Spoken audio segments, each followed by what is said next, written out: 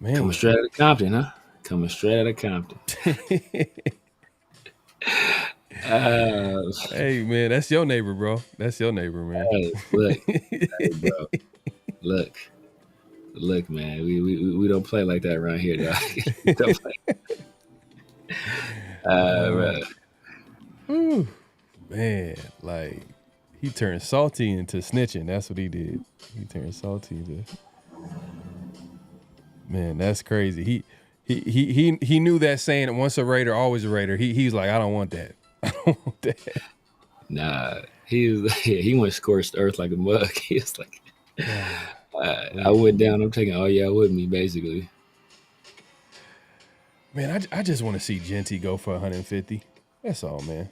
I haven't seen that from a running back in a while. When's the last time we've seen a running back go for that much? Josh. Nah, I scratched that. Zamir against the Chiefs. Man. Christmas. Yeah, man. We don't forget to clock in. Hit that like button, comment, subscribe, hit that notification bell. Here we go.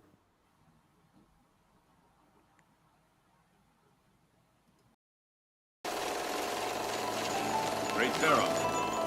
The gift of Troy is a fabulous fabric from the land of the five rivers.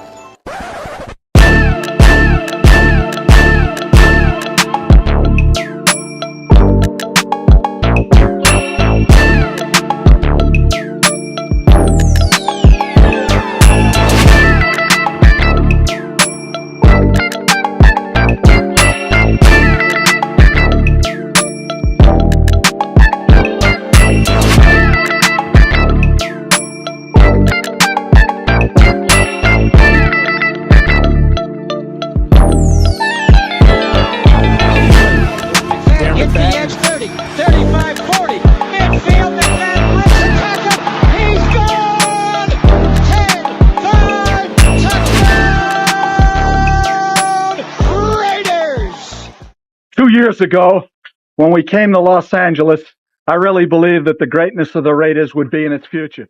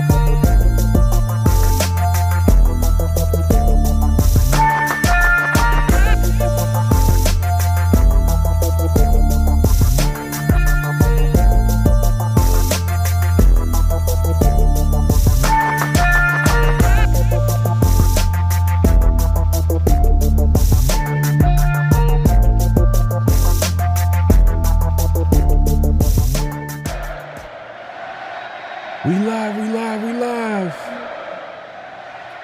Welcome back to Around the Shield, man. We got a special guest in the building. We got Eternal Raider 72 in the building, man. Appreciate you coming through. Man, what up, man? Appreciate y'all for having me, dog. Honor and a pleasure. Oh yeah, Of not course, a of problem, course. man. Hey, we gonna have a great show, great conversation, a lot to talk about. You know, the Raiders always keep it interesting.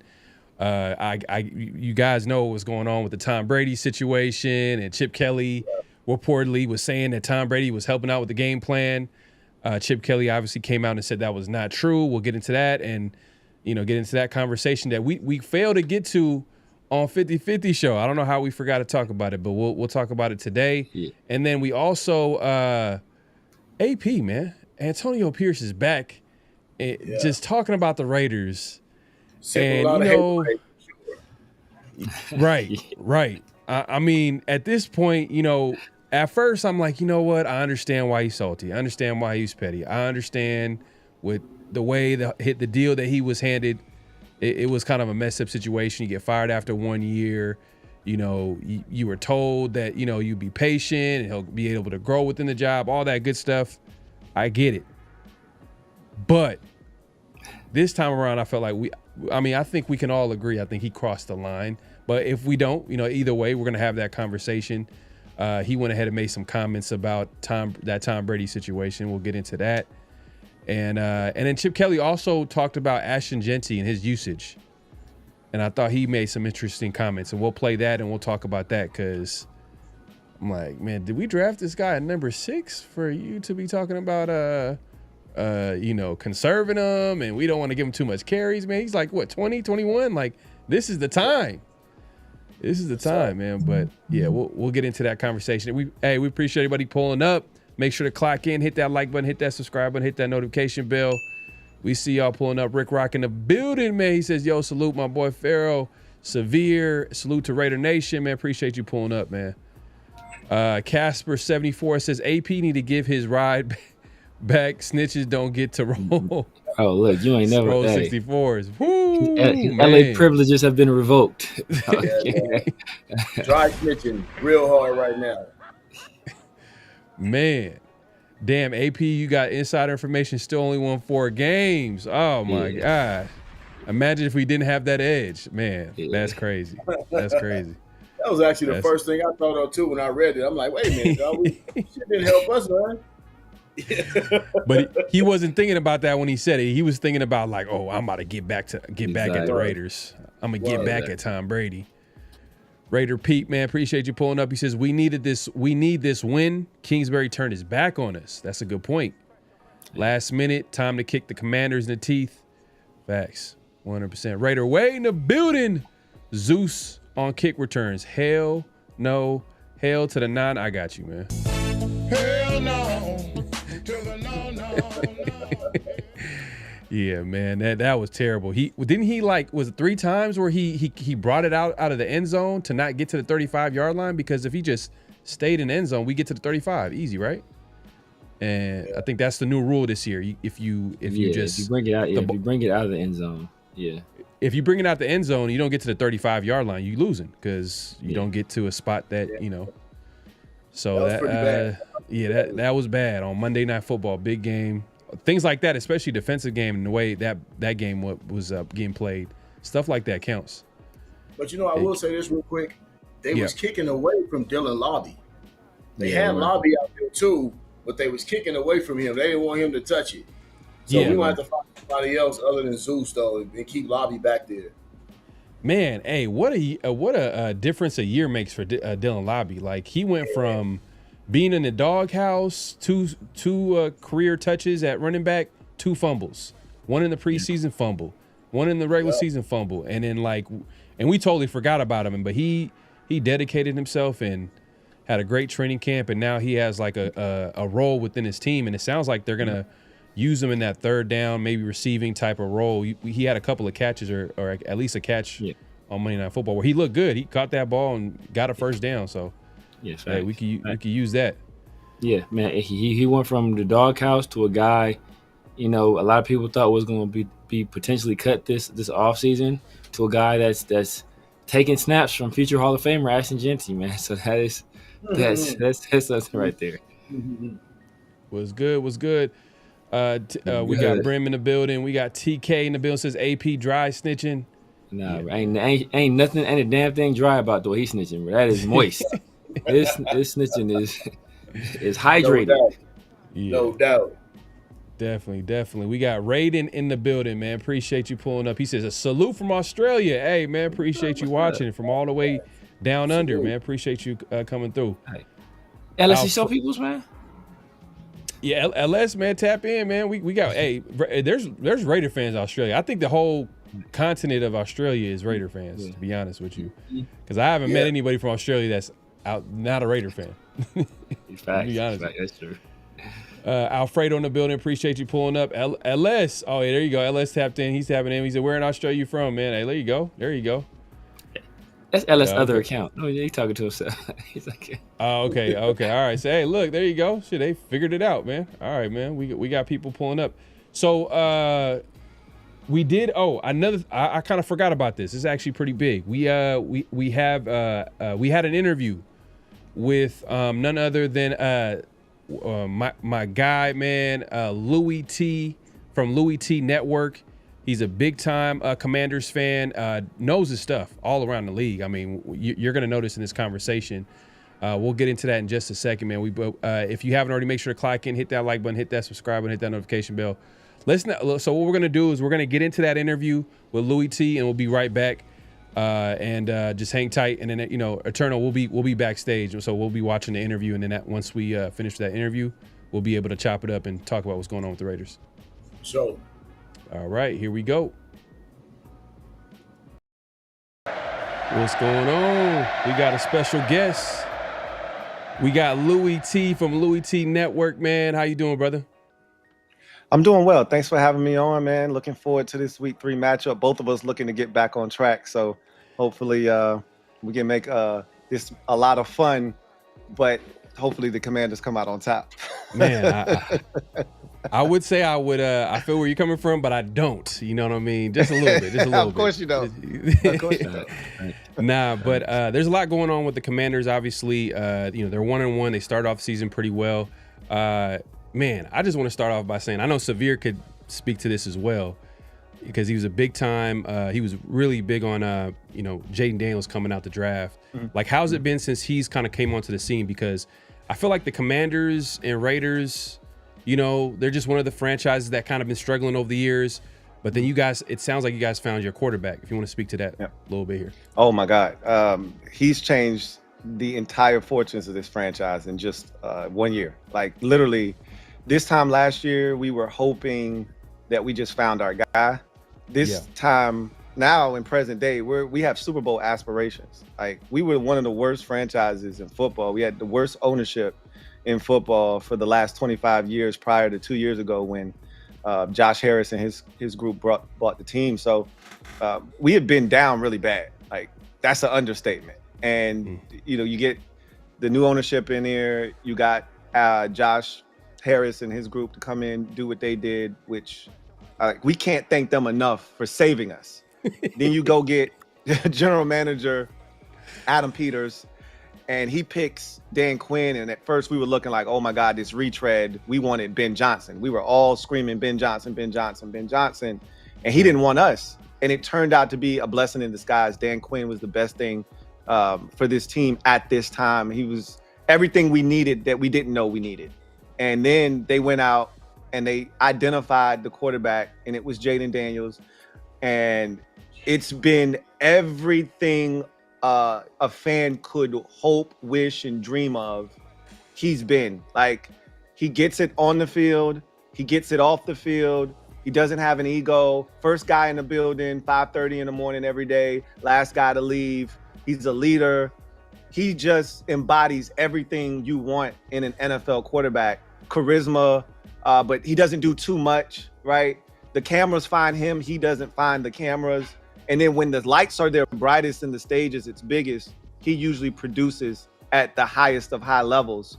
And so we couldn't be happier with what we've gotten out of the quarterback position. And you couldn't have asked us last year if we thought we would be in this position at all, let alone this quickly.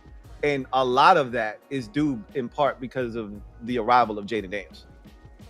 Yeah, man, it's I can't relate, man, because we're still waiting for a franchise QB, man, And at that time when he was, it was last year basically, we were like talking about, is there a way the Raiders can try to get to that number 2 spot? Maybe, you guys were still dysfunctional because we know the previous owner. I'm trying to remember. I'm forgetting Dan his Snyder. Dan Snyder. When it comes to dysfunction, he was leading the way when it comes to that, and I felt like getting a new ownership probably, was a good foundation for you guys. And new ownership, new GM, new head coach, franchise QB. That's like the recipe for success. But he's not gonna be playing this week possibly. Can you speak to that real quick? Sure. So it's kind of up in limbo right now because we saw this movie before. Last year he got injured against the Carolina Panthers, broke a rib, left that game. Mariota came in, finished that game, and the next week he did not do the Wednesday press conference, which he didn't do this week. Mariota did that last year. He did not practice all the way last year, which is what they're doing this week. If he doesn't practice tomorrow, he's not playing. If he practices tomorrow, it doesn't mean that he's going to play, but it does leave that window open for him to play. Head coach Dan Quinn said that if he does not practice, he will not play. So he has to practice tomorrow at a bare minimum so they can see what he looks like and feel comfortable with making the decision to put him out there. Again, if he practices tomorrow, it doesn't mean he's going to play, but it does give him an opportunity to leave that window open. I think this goes up until game time. Even if he practices Friday, they still want to see what he looks like on Sunday, test him out on the field. And this probably be 11:30 decision when we'll find out if he's active or not. If he doesn't practice tomorrow, then he's not going to play on Sunday. And right now, most people feel like he's not playing in this game. I'm not one of them. I think he's going to play personally, because he's been doing everything he can to get on the field. Sometimes coaches have to step in and protect players from themselves. This might be one of those instances where they say, hey, we think you can go this week, but we're just not going to chance it. Sit him down for a week, and then he'll return next week potentially against Atlanta. But I still think he's going to play this week. He's taking all the mental reps. And Dan Quinn said yesterday that he's checked every box that they need him to, other than actually participating in practice. So I think he's setting the stage for him to be able to play. But again, we'll have to see what happens tomorrow. Man, we're hoping for Marcus Mariota, but I'm pretty sure you are. I mean, look, I'm not. Last year, week 3, we went coming back home after a big win against Baltimore. Andy Dalton put feet and hands all up in us. I remember.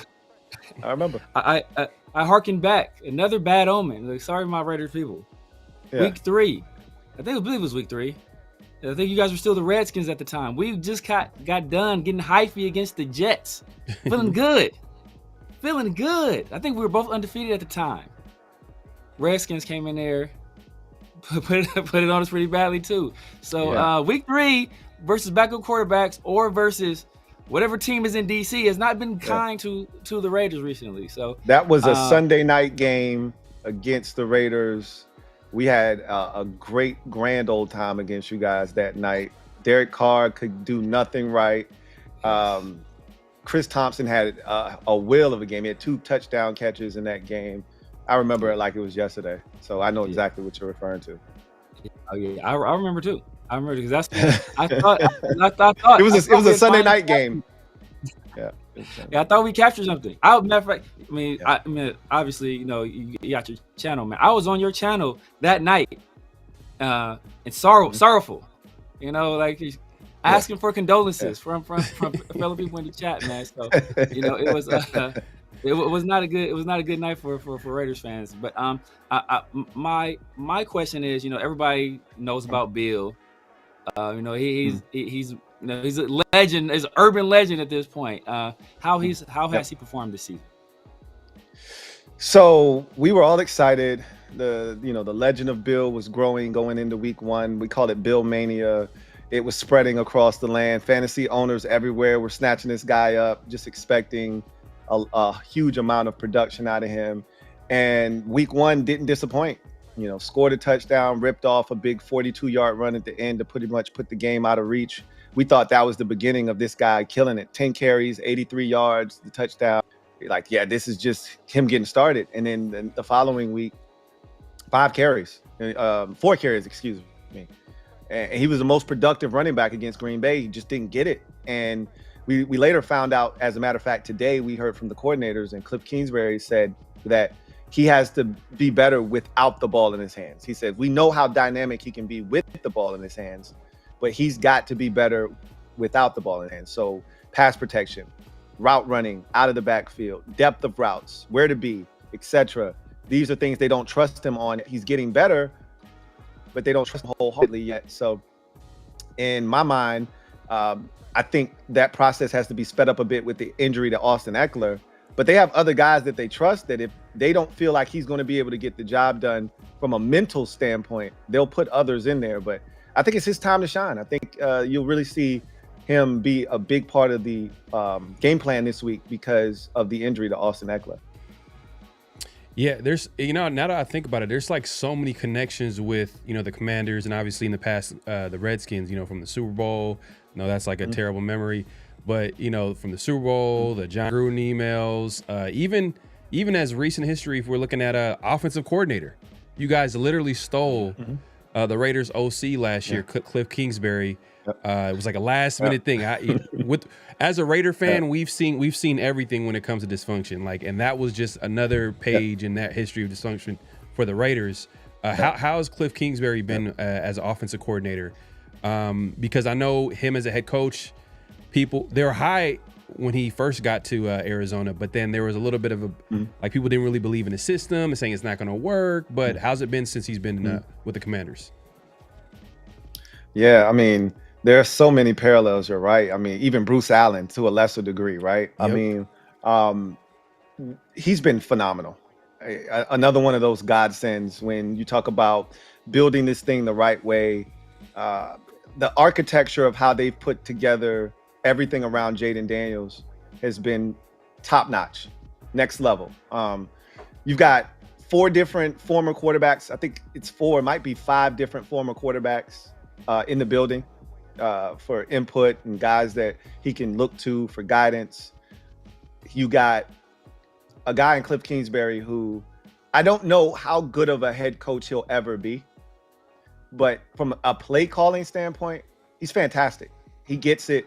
And I think he fits the new modern NFL quarterback, these guys that come out of college that play in these spread offenses with tempo and all that stuff. He fits that to a T because that's where he comes from. That's really his background.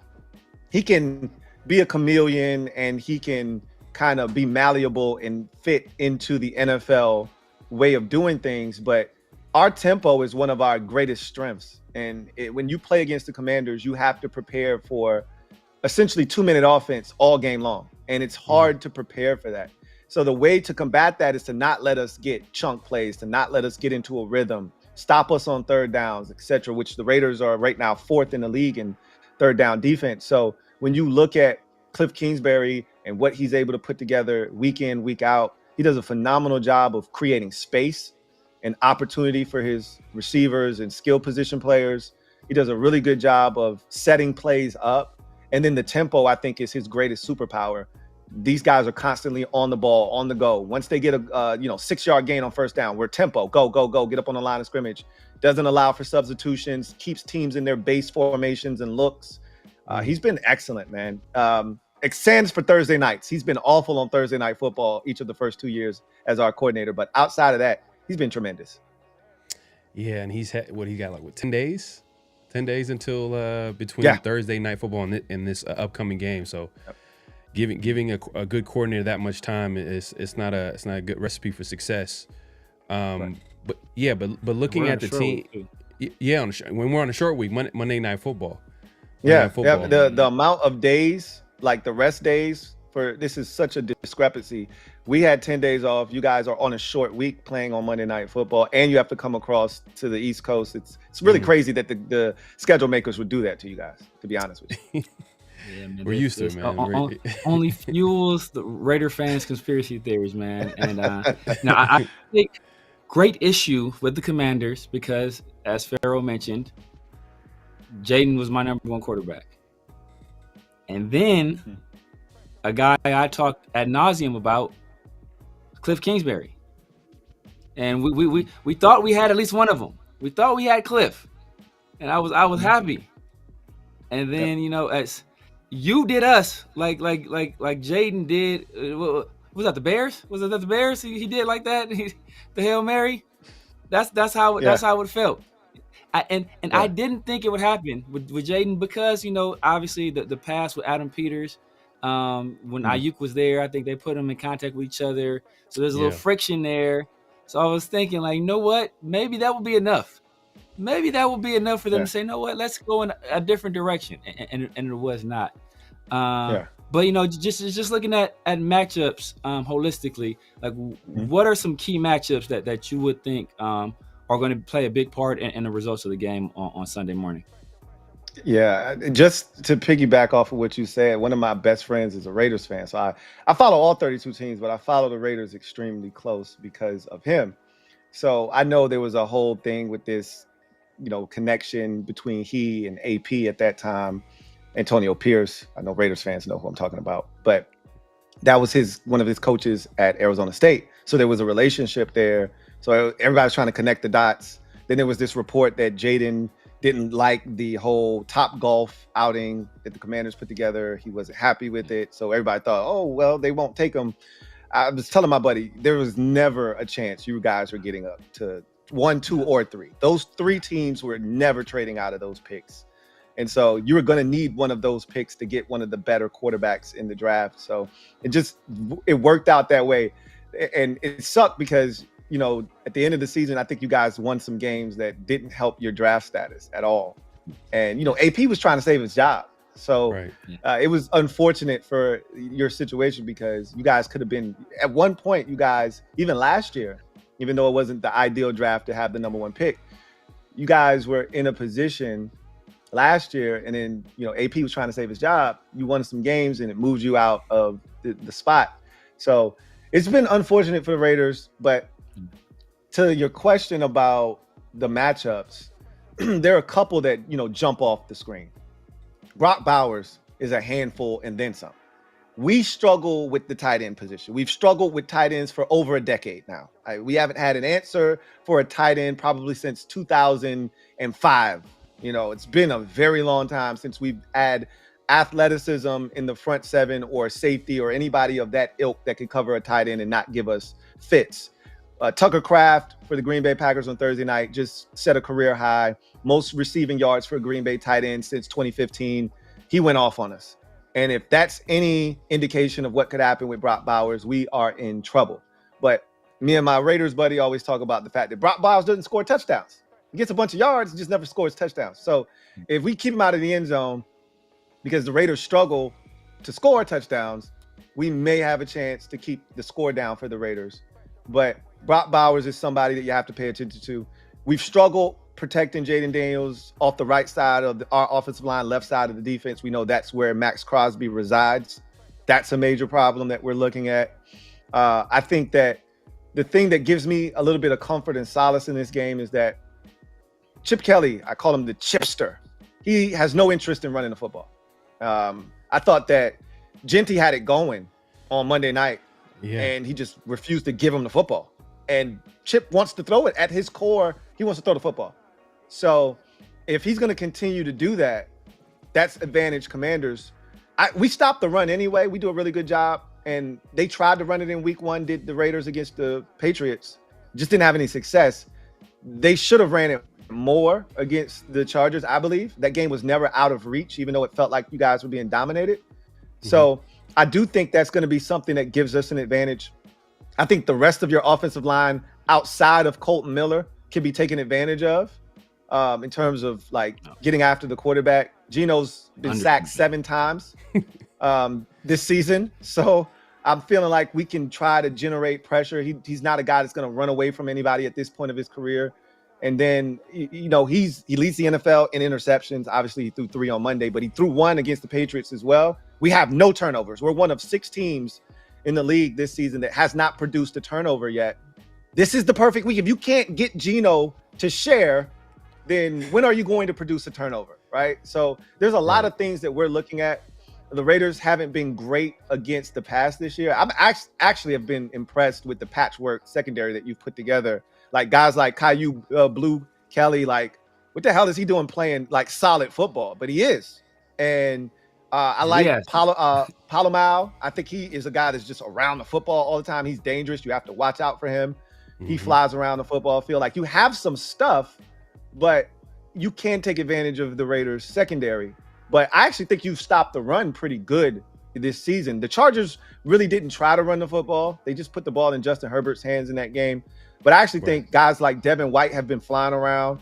Like he has a bit of a resurgence this year so far to his, career with you guys. And so you see certain matchups that you feel like you can take advantage of, but there are other things that the Raiders do really well that we haven't done necessarily well this season. For instance, I talked about our tempo, but we've been really bad on third downs this year. We haven't been good on third downs. We're converting at 33% right now. It's like 27th in the league. You guys are the number, like, if I'm not mistaken, like the number 4 third down defense in the NFL. Like you guys are stopping teams from converting on third down. So biggest surprise this season. Yeah, no, Patrick Graham has these boys rallying to the football. What's happening is you guys are having early down success, right? First and second down, you're not allowing teams to get into those third and manageable situations. And then Patrick Graham is making sure he keeps everything in front of him on third downs. Guys are rallying up and tackling, and it's fourth down. You see Patrick Graham on the sideline like this, holding up that 4. It's 4th and 2, right? It's something that may be able to be converted on a 4th down, but it's 4th down nonetheless. So a lot of matchups in this game that are going to be intriguing for sure. No, definitely. It's just the only thing I'll add to the defense has been the biggest surprise. The only thing is that we haven't been able to generate pressure as consistently as we wanted to be. But as far as the defense overall, it's been the biggest surprise because going into it, we just look at the Raiders defense. Doesn't really have a lot of depth. Doesn't have like the biggest names outside of Max Crosby, but they've been a big surprise. But speaking about Chip Kelly and the running game, what are, just real quick, what are your thoughts on Ashton Jeanty coming out? How did you view him as a prospect coming out? I loved him. And I still think he's going to be really good. I think this system doesn't fit him. I first of all, I hated the fact that they tried to change his stance and all the stuff that he did that was successful in college. Like, let him be him, right? Didn't love that. But ultimately, one of the biggest attributes I look at for young backs or just backs in general coming out of college is contact balance. I think people don't talk about contact balance enough. You look at speed, you get enamored by all of those other attributes, but contact balance is what you need in the NFL. You're going to get hit. And it's the guys that can take that contact, stay on their feet, continue to churn out yards, that end up being the most successful backs in the league. And he had some of the best contact balance that I've seen since Alvin Kamara. Alvin Kamara was the best contact balance I'd seen in a running back in a while. And he's had the best contact balance since Alvin Kamara coming out of Tennessee. So I think the world of this kid. And that's why I felt like he should have been fed the football even more on Monday night. But I just don't think Chip Kelly's offense is going to allow for him to shine the way that he should. Yeah. It's interesting because Chip Kelly spoke to the media today, and they were asking him about running back, and he starts talking about how he manages the position. And he was like, well, we got to look at it from a long-term perspective, because one of the complaints have been we need to give Jeanty the ball more. But he's like, well, if we give him 20 carries, because I think the first game they gave him about 19 carries. And he played about 56 snaps, which I think was all the snaps that game. He felt like that was too much. And he feels like for a long season, he feels like players will break down. So that's his argument. And then he used Ohio State and the running back situation that they had and how it was very balanced between Judkins. But the thing is that I feel like it's Ashton Jeanty and then everybody else. There's not really anybody that stands out. If he wanted that 1-2 combination, first of all, I'm not taking a running back at number 6 if it's going to be a committee type of thing. First of all, like exactly. That's your approach. Exactly. So that it doesn't make any sense at all. It doesn't make any sense. But we'll see how it shakes out against the Commanders this week.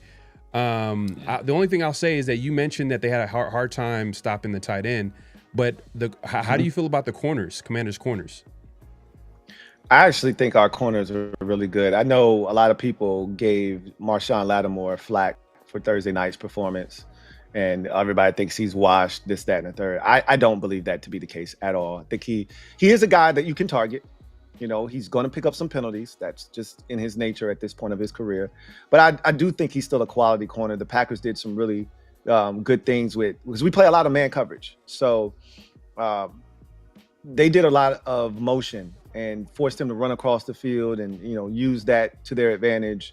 And they did it smartly. And obviously the Raiders aren't stupid. They're going to see that and try it. And so I'm pretty sure they've come up with, our defensive coordinator, Joe Witt Jr. today talked about, you know, there's things that they have built in to be able to combat that. And they're going to have to make sure that they do a better job of communicating and doing that. And I think he's really good. Our rookie second round pick, Trey Amos, has been the best corner on our team. We expected him to be good. I don't know if people expected him to be this good this soon. A lot of us thought that he could end up being the best corner by the end of the year. He's already our best corner. So he's been excellent. And then in the slot, Mikey Sainristil was one of our better defenders last year. He's gotten off to somewhat of a slow start. He hasn't produced at the level he did last year, but you know, he's still working out the kinks, so to speak. Being pushed back inside to nickel last year, he primarily played outside as the boundary corner. So I think he's going to be fine when it's all said and done. This secondary is going to be fine. I still have my questions about the safeties in particular, but the corners I think are going to be fine for sure. All right, man. Hey, look. Hey, before we head out of here, Severe, you got something? Now, I was going to say, man. One thing, Chip Kelly. I'm a UCLA fan, unfortunately. You know, I'm a Raiders fan and UCLA fan, so it's not been good for me recently. But double whammy. Yeah, man. So, Chip Kelly he loves to run the ball. That's one thing I will say. He does love to run the ball, but much like the issues you guys are having with Bill, he's the same way. And I told people preseason, if Jeanty does not pass protect, and pass protection was one of the things I identified as a weakness for him, as well as some other things. But if he does not pass protect, he would not play. And Jeanty, he came out good. I thought he looked good week one. Apparently, they didn't think he looked good week one because come that whole week of practice, they were trying other guys out at third down. And then we see in that game, they didn't have him out there for a large majority of the snaps. So I'm looking for a bounce back this week. Unfortunately, it's against a team that's one of the better run teams in the league. So we'll see how that goes. But outside of that, I remember Emmanuel Forbes. Mm-hmm. Emmanuel Forbes. I know you guys don't have him anymore. Is Trey Amos kind of making up for that Emmanuel Forbes pick? No, it's not, because even though he's been, injured most of his career, we stand Gonzalez, right? We should have Gonzo and Trey Amos instead of having Mark. While we're excited about Trey Amos, we also know that there are a lot of mistakes were made with draft picks under the last regime. None of our first round picks from the last 4 years are here. I mean, that should tell you all you need to know. Like, that's crazy. But the first round pick in 2023 was cut last year during the season. The 2022 pick was traded last offseason before the season started. The 2021 pick was released during the season last year. So again, and the 2020 pick was traded during the season in 2023. So like, we don't have any first round picks from the last, 4 years, which is asinine. That's insane, right? Other than Jaden Daniels. Sounds familiar. Sounds familiar. So you can't make those kind of mistakes as an organization and be successful. And the only reason that we are even having this discussion about us being good is Jaden Daniels, frankly. So it's crazy. I did have a question for you guys. We talked about running the football and all of this. Why hasn't Raheem Mostert been active in the first 2 weeks? One of the biggest question marks this season. When we were predicting the roster cuts, we thought that he was going to be one of the roster cuts. I know they brought him in on a 1-year deal, but just looking at how, Dylan Lobby, a guy that we drafted in the 6th round the year prior, we thought going into the offseason, he's probably going to be the odd man out because he had like his first 2 carries in the league were like fumbles. Preseason and regular season. And then you go fast forward to their training camp. He has a great training camp. Sincere McCormick, he's shown some good things. He's a younger player. So I'm like, you know what? They might go for the younger guys, the guys that they can incorporate in special teams. And that probably got a little bit more potential because, you know, a guy like Mostert is like 33-year-old running back, hasn't been active. So I don't understand what the plan is there. Maybe he's a veteran, you know, presence in that room where a guy like Dylan Lobby and Zamir and obviously, you know, Jeanty can lean on, but I mean, he hasn't been active. So that's a big question mark that we don't even know the answer to. I mean, Severe, do you have any ideas on that one? Because special teams. Zamir White and Dylan Lobby are both core special teams players. Zamir White's kick returner. Unfortunately, they got to get Zeus off of kick returns too. That's terrible. Got to get him off of that. Man. That's nasty work, man. They got to get him out of there. I don't think we have anybody else though. That's the thing. Who else would do it? You got to find somebody else, man. Somebody else got to do that, man. Tucker, you know what I mean? Throwing Tucker there or something like that. Yeah. But yeah, I get why he's not on it, just because the other backs give you special teams, but it doesn't make sense why he made the team to begin with. Like, why is he like? It doesn't make any sense. He's 33-year-old running back. And what's the value? We thought that he was possibly going to be that third down role, but it looks like that role has been taken up by by Lobby. He looked pretty solid in moments in that Monday Night Football game. Yeah, he did. And from hearing the coaching staff moving forward, it sounds like they're going to incorporate him in the offense. But yeah, it just doesn't make sense why he's on the team.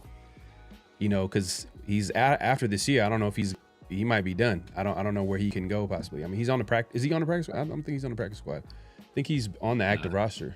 He's just not active. Right, on game active every week. Yeah.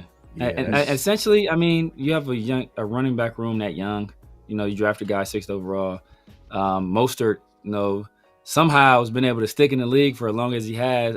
Devastating injury after devastating injury, he still finds his way on the teams, and he's found success not that long ago. So you got him. Zeus is still fairly young in the league. Dylan Lobby, obviously, another young guy. You know, you want, as you alluded to, that veteran presence. So I think that's part of the reason why he stayed here. And also, no, I'm sure they probably still think he has a little bit of juice. And if it comes down to it, and they end up needing him, whether that's, you know, because Lobby goes down or Zeus goes down, I think they feel Mostert can contribute offensively more than a Sincere McCormick could. Well, I mean, this week we're Carol. I don't know if we lost. Can you hear? I think we lost the audio on you, Severe. You still there? I can hear you. Okay, perfect. This week, I mean, Bobby Wagner's a familiar face. I mean, with Pete Carroll, been on his defense for all those years. How's he looked? I mean, because you talk about a guy that's been able to stop the run. He's probably part of the big reason why you guys are able to stop the run. But how's he look in pass coverage? Yeah, you don't want to ask Bobby to do that at this point of his career. He's at his best down by the line of scrimmage, attacking the line of scrimmage. He can maybe play some short area zone underneath, but you can't ask him to run too far away from the line of scrimmage. The further away he gets from the line of scrimmage, the more of a liability he becomes at this point of his career. So you got to minimize his weaknesses, highlight his strengths, and you don't want him in pass coverage if at all possible. See, that's where I'm looking. I'm looking at that matchup because Ashton Jeanty, obviously, you know, we can argue about how many carries he should get, but he should be getting some touches in the pass game. So this might be a week where they might get involved and that they might be able to take advantage of a Bobby Wagner if he's matched up with Ashton Jeanty in pass coverage, which I'm sure you don't want to see that. But we'll see how we'll see how it shakes out. But before we get out of here, give us a score prediction this Sunday. 30-17. We haven't scored 30 points this season yet. I feel like we're due. The Raiders have actually been keeping teams down from scoring points. 13 for the Patriots, if I'm not mistaken, 20 on Monday night against the Chargers. But we're due, man. And this group is ornery. They're pissed about Thursday night and having to stew in that loss for 10 days. Yeah. They want to take it out on somebody. And this is the perfect opponent. I hope they take advantage of this opportunity on Sunday and not allow this game to be super close. But with the way we're playing right now, anything's possible. But 30-17 is what I got this game as. I know Raider fans watching this is not going to be happy about that score, but we'll see how it shakes out. Louie, man, I appreciate you coming on and being able to talk about the Commanders. You do a great job on your YouTube channel, Louie T Network. You guys need to go out there and subscribe. He doesn't just break down the Commanders, he breaks down the entire NFL. You see how knowledgeable he is about the Raiders team. He's not a Raider fan, and he knows in-depth knowledge about the team. So, respect to you, and I appreciate you coming on. And no doubt, man. I appreciate you guys for having me, man. Anytime. Yeah, and if you want to let the people know where else they can find you outside of YouTube. Sure. I mean, you can find me just about anywhere. If you're looking for some Commanders content for some reason, I'm on Bleacher Report. Just type in Louie T Network. If you're looking for me on IG, Louie T Network _. If you're looking for me on Twitter, Louie T Network, @Louie T Network. I got the Louie T Network podcast. That's been under construction, but I'm about to relaunch that next week. So I talk about all kinds of topics on that podcast. So you can find me there as well. I'm a part of 2 different YouTube channels, the NFC East Super Friends. If you're looking for NFC East content, again, for some strange reason, as a Raiders fan, you can check me out there. And also the Commanders Kings. We talk all Commanders all the time on that channel as well. So again, for some strange reason, you're looking for some Commanders content, there's a lot of places you can get it. And I really appreciate the support. Yeah, man. Hey, man, keep doing what you're doing, man. Look, you're doing a good thing over there. Yeah. Louie, man, it's been really and let me just make sure I reiterate. Sorry, I didn't mean to cut you off, but yeah, go ahead. I cover every team in the NFL, all 32. I'm live after every single primetime game, breaking down the game. So again, if you're just an NFL junkie like myself, that's what I am. Then my channel is the perfect place for you. So come and join me over on the Louie T Network. We'd love to have you there, and you'll have a lot of fun if you're an NFL fan to your core. There you go. Everybody watching, the show will continue. Louie, appreciate you coming on once again, man. Appreciate it. Hey, thank you so much for having me. Take care. All right, you too. You too. I'll never forget that. That was like yesterday. We back. We are back, man. It's still around the show. We still got a lot to talk about, man. Great interview with Louie T from Louie T Network, man. Definitely check him out. He does talk about the Commanders, but he also talks about the NFL. Real knowledgeable, knows his stuff. Man, hey, I almost thought he was a Raider fan with some of the stuff he knew about the Raiders. I'm like, oh, wait, hold up. Like, yeah, he naming names, the whole nine. Exactly. But shout out to Louie, man. He knows his stuff. But we're going to continue this conversation. We appreciate you pulling up. Make sure to clock in. Hit that like button. Hit that subscribe button. Hit that notification bell. Man, we appreciate everybody pulling up. Real quick, let me address this super chat. My guy, My 2 Cents, with the super chat, man. I appreciate it. He says, if Bauer is not 100% healthy, sit his ass down. Go Raiders. I agree, man. Well, you know what? I'll say this. I think the Raiders knew that whatever he's going through, it wasn't going to get any worse. So it was more of a pain tolerance. So if Bowers was willing to go, man, I respect it. And to be honest with you, when he's out there, he's kind of like that decoy. Now he's gonna like keep the defense on their toes. But if it was gonna get worse, I don't think he would be out there at all. But hopefully he'll be able to get a little healthier. I'm not sure if he'll be 100% this weekend, but hopefully 1 week's of rest. I mean, he's been practicing all week, so I think he should be pretty good. Yeah, you're right though. We do need him for a decoy, dog. We definitely need him for that. Because you got to respect him when he's on the field, wherever he's lined up at. Definitely. Let me actually pull up the injury report just so we can take a look at what's going on. The recent injury report, which is Thursday. Tomorrow is going to be the big. I think that's when we really find out who's going to play and who's not going to play. So exactly. With the Jaden Daniels, who hasn't practiced all week, that last practice is tomorrow. So then we'll have a good idea of if these guys are going to be playing this game on Sunday. But let me go ahead and pull this up. In the meantime, man, shout out to everybody pulling up. Yeah, Kevin Lurker, we were right before we got back in, we were talking about the score, 38-9. That was the Super Bowl score between the Redskins at the time. Yeah, how old is Kevin? Because he 38-9. He on some shit right there, dog. 38-9. You know what you're talking about. That's that Super Bowl 83. That's an OG. That's an OG. No Shout doubt. out to Alfredo, man. Papa Rundown. Saludos, man. Appreciate you pulling up, man. AKA. Yes, yes, sir. Chill Ray says coaches won't shut down Bowers until it's too late for ticket sales. In my opinion. Oh, okay, he's taking it there. Well, this is an away game. It's an away game, so they ain't worried about no bread this week. Right. One thing about injury, especially like injuries to your lower body, you know, me being a damn near unk now, you know, and having dealing with some injuries in the past, you realize if you have an injury on one side, you'll start to compensate on that other side.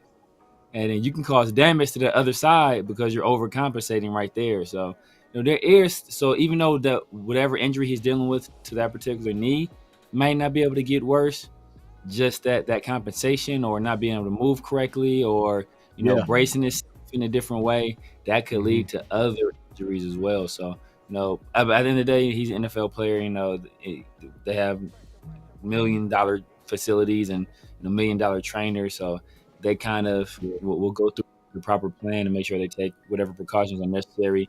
And at the end of the day, you know, we're going to leave a lot of it in the hands of the doctors and in Brock Bowers. Yeah, you know what's funny? You know what's funny? I think Brock is one of them guys, you know, like kind of like a little bit on the superhuman spectrum. Like he's just gonna be one of them guys that even if he's hurt, he gonna give you something. You know what I mean? He just has this ability, and you started to see it in the second half of that game, right? Because he didn't really get fed too much in the first half of that game, but the second half, you started to see them say, "Okay, look, we got to get Brock involved." And he wasn't explosive Brock, but he was, guess what? I can still get open Brock. You know what I mean? And I saw that in the second half. I think they're gonna try to accentuate on that this Sunday, though, bro. I really do. I think he's gonna have a pretty good game. He had a nice catch too. It was like a fingertip grab for a first down. That was cold. On third down. That was nice. Yeah. And I think the linebackers could be exploited as well. I mean, like you made a great point too, dog. Pharaoh, you made a great point when you said the matchup between Bobby Wagner and Jeanty. I think he does need to be utilized in the pass game against their linebacking core. So you were spot on with that, dog. I agree with that 100%. Definitely, man. We got to take it. We got to take advantage of every matchup that we can, especially on the road. You know, the 10 a.m. games haven't been good to the Raiders over the years, even though we took care of business week 1 against the Patriots. But you know what was actually a good this is a good sign for Pete Carroll coach teams. They actually do pretty well on the East Coast. Yeah. So, you know, obviously Pete Carroll's been the coach for Seattle all those years. So they are familiar with going to the East Coast. But now he's a coach for the Raiders. Like, whatever he does a good job of preparing those teams. And they're, you know, they've, you know, for the most part, have been on the winning side. So that's a good sign. Yeah. You know, I mean, you can kind of tell the sign of a Pete Carroll team because the defense is coming to the forefront after 2 weeks already. You know what I mean? And that was a hallmark of his teams in Seattle, right? We all know Legion of Boom and how they kind of, you know, that was the identity of that team. And you can kind of start, I'm not comparing these guys in any way to the Legion of Boom, but you can just kind of see the leadership, the ownership of the team by the defense right now. You know what I mean? We've given up 3 points in 2 games in the second half, 6 points combined in 2 games in the second half. You know what I mean? Yeah. So that gives me a little bit of confidence to say, okay, guess what? We can go on the road and keep this shit close and figure out how the way to win this game. So I think that's gonna be good for us, bro. The defense is gonna be good for us. The identity of the defense. Yeah. No, facts.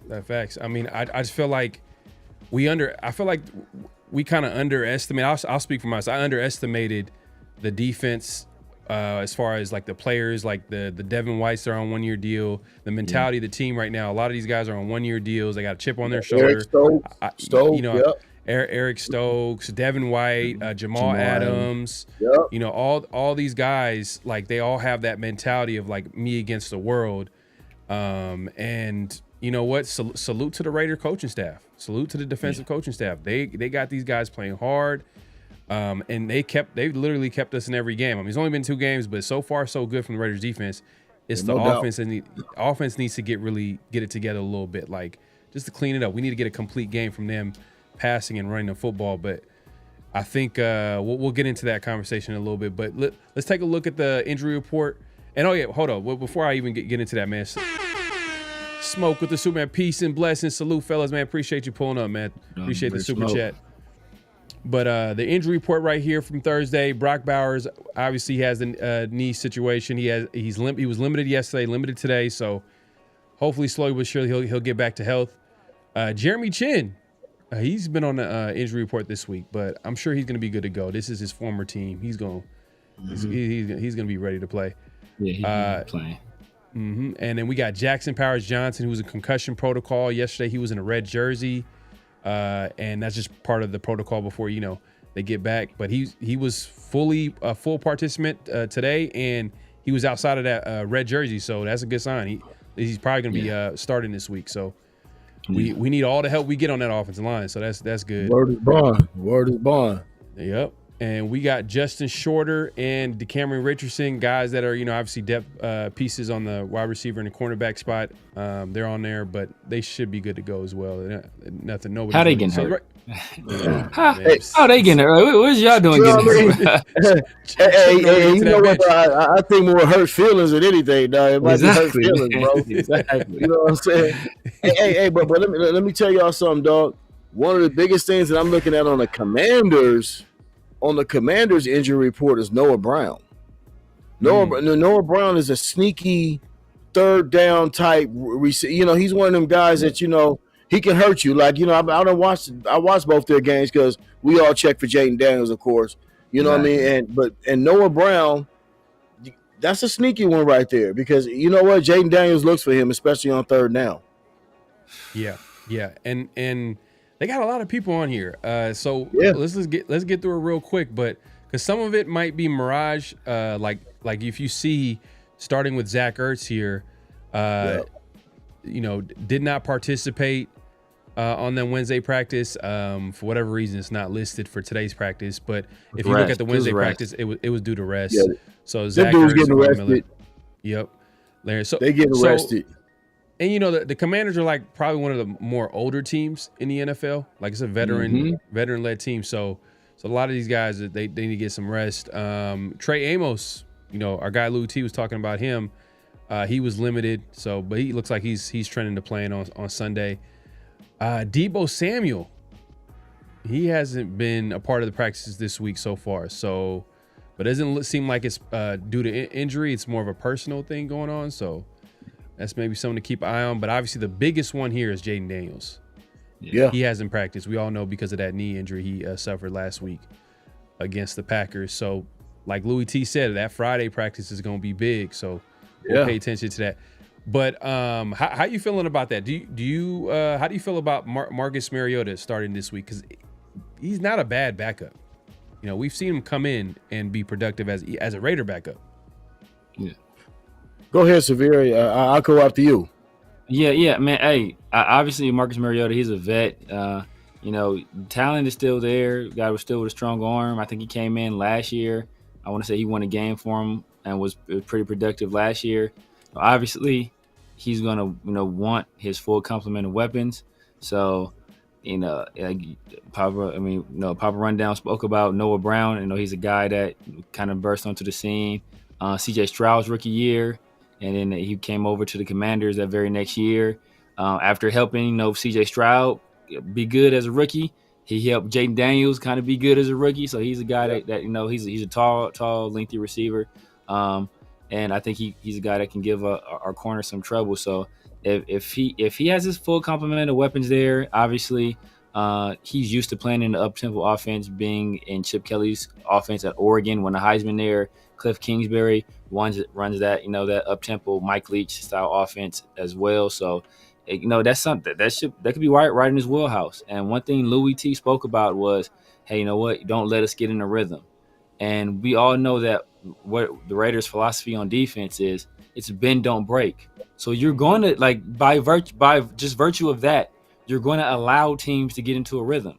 So it comes down to what you're able to do in the red zone. And so far, we've been able to hold teams to field goals in the red zone, but we'll kind of see if that trend continues with an offensive coordinator that, in my opinion, is a little bit more creative, and will look at the tape and kind of know some areas of the field that he can attack, because he's no longer dealing with just one week of tape or the second week of tape. Now he has a little bit more tape to look at to kind of find our weak points.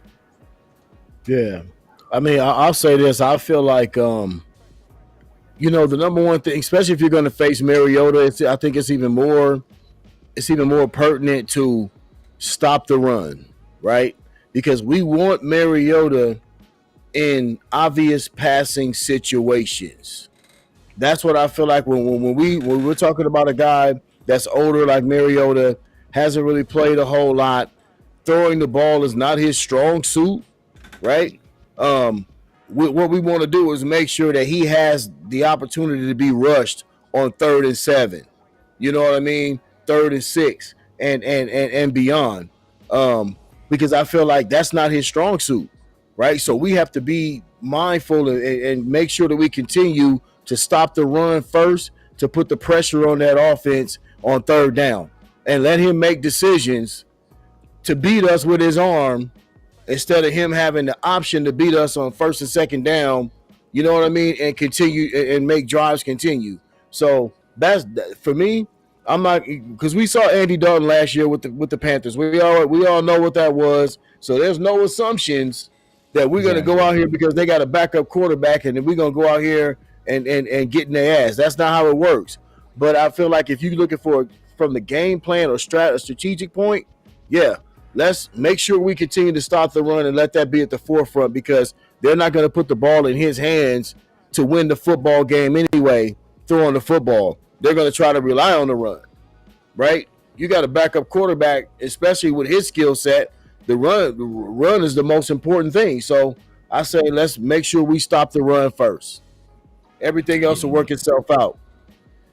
Yeah, I mean, it worked. It worked for the Packers, because I think they held them to like 50 yards rushing, and the week but prior to that they ran for like 200 yards. But it helps when you have a mobile QB, and they got both of them in Mariota and Jaden Daniels. But we'll see. It's going to be a tough game, obviously on a short week, and the Commanders are well rested. We'll see if Jaden Daniels is healthy enough to play this week. That's going to be something to keep an eye on. We'll definitely be paying attention to that. But yeah, man, we appreciate everybody pulling up. Make sure to clock in, hit that like button, hit that subscribe button, hit that notification bell. Let's pivot real quick, man. Let's talk about the news this week with the Raiders, man. Like the Raiders always keep it interesting. And Monday Night Football, everybody was paying attention to everything going on with the Raiders, including the minority owner, Tom Brady, who was in the booth with the headset on. And everybody was just wondering, like, oh, headset on? Like, what is he doing with the headset on? What Tom Brady, like, he's just the owner. Like, for whatever reason, like, national media and everybody outside of the Raiders that haven't been following along, they feel like Tom Brady is just the owner and he doesn't do anything. Like, he's not going to be involved at all, which Mark Davis has said time and time again, like I am bringing in Tom Brady to run the football side of the building. So it is what it is. But obviously everybody's seen him with the headset on, right? And there was a report by Peter Schrager from ESPN, who's I think with NFL Network prior to ESPN. Yes. Yeah. He came out and said that he spoke to Chip Kelly, and Chip Kelly told him that Tom Brady helps out with the game plan. So everybody was like, help out with the game plan. And right. you're going around, going to every team's building every time you work a game. And it just so happened that the Raiders are going to be playing teams. I think Tom is going to be doing the Bears game. And we play the Bears after this game, I believe. Mm-hmm. So everybody's like, wait. And that's a big one for my household. I'm from Gary, Indiana. That's an hour away from Chicago. I got relatives coming just to watch that game, that Bears game. Oh man, I'm gonna do a show that weekend. I'm gonna have you guys on too, bro. Oh yeah, sure, definitely, man. Yeah, definitely. No That's gonna be dope. Yeah, man. go back to your joint, dog. No, I was gonna say, man, I know everybody's gonna be putting money on the game. It's gonna be a nice, healthy little conversation that's gonna be happening during the game buddy. for sure. Yeah. But no, that being said, like everybody's asking all these questions and then after the game they asked Pete Carroll, like, is this true? And Pete Carroll's like, no, that's not true. He reiterated the same thing. He kept saying, like, it's not true. Pete Carroll, Tom Brady is not helping out with the game plan.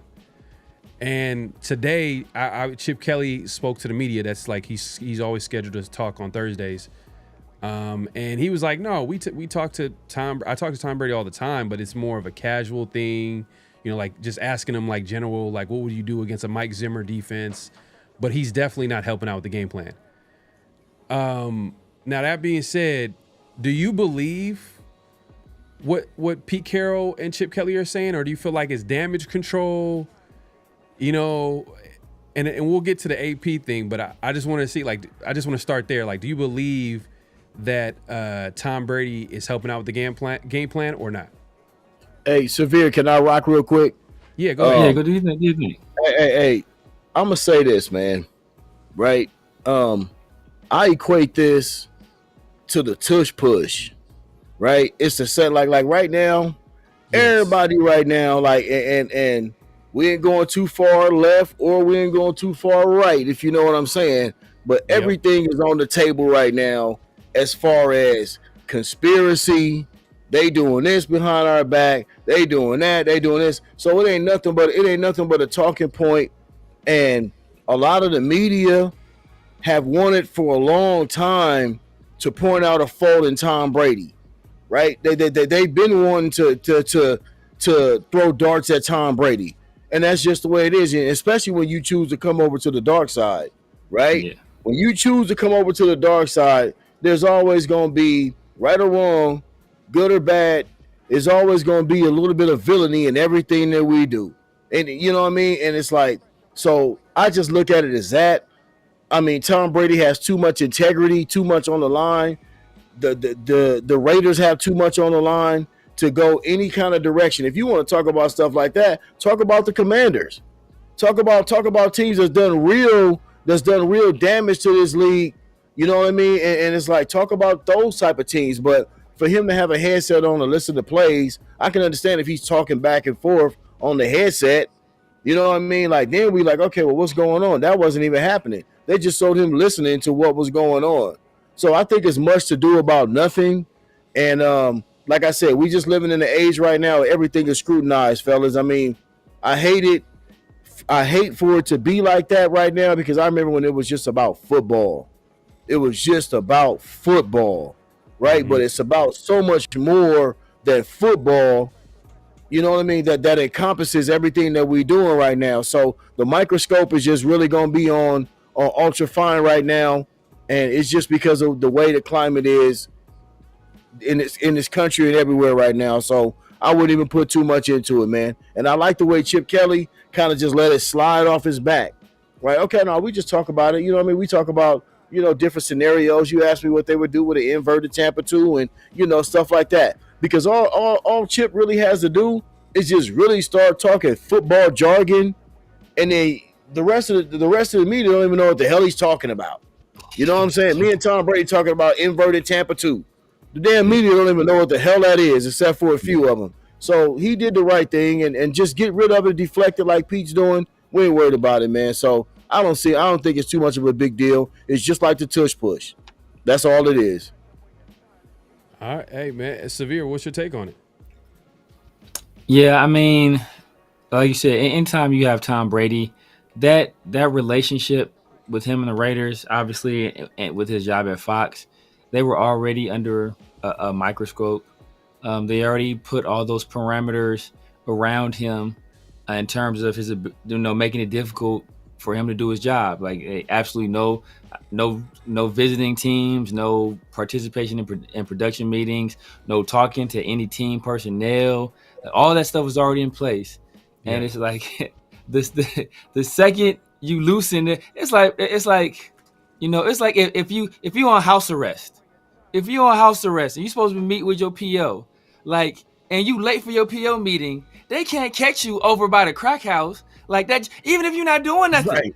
you could just be just being over there leaves the implication that you could be doing something you're not supposed to be doing. So it's that's it, like that's the unfortunate, because he probably been wearing it the multiple times. For all we know, ain't nobody ever really paid attention to it. But now that since they lifted those restrictions and there's that extra level of scrutiny on him and his role with the team and his role at Fox, they're going to be paying attention to all that stuff. So, like I said, it's just unfortunate. Like he's one of the most cerebral quarterbacks, the athletes, period, to ever grace any sporting competition. So he should be able to know, like, right, he got to be playing 3-dimensional chess right here. Like, optics are everything. And he should know from all the controversies he had with the Patriots. Right. Like it's not always what it is. A lot of times it's what it looks like or what it seems to be. And just that little extra scrutiny is enough to cause a team, headache and make things difficult and add distractions that are unnecessary, especially for a team like us where we're trying to build a foundation here. So, I mean, we probably won't have another headset on for a cool minute. But you know what? I'm like, man, look. Hey, the Raiders organization, have that iron jaw. Let them talk. Just like Philly's doing. Y'all can talk about this shit with the tush push all you want. They outlawed it, and every time that 3rd and 1 come up, 4th and 1 come up, we banging that shit out. So, and that's where we are. I mean, me being the age that I am, I hate to say certain words, dog, like swag and lit and petty. Like, I don't even like, because it's just certain things I don't even like saying, just being where I'm at in my life, right? But I'm gonna be honest with you. Right now, we really are in the age of petty. Yeah. Like everything is petty right now, bro. Everything is scrutinized to the to the 10th degree, because we all got podcasts, we all got things that, you know what I'm saying, like we all can express our opinion. And the more opinions that come to the fold, you know what I'm saying, the more this type of shit is gonna get pushed to the forefront, right? Yeah. Because the media ain't the media no more. But you use your own discernment to understand, man.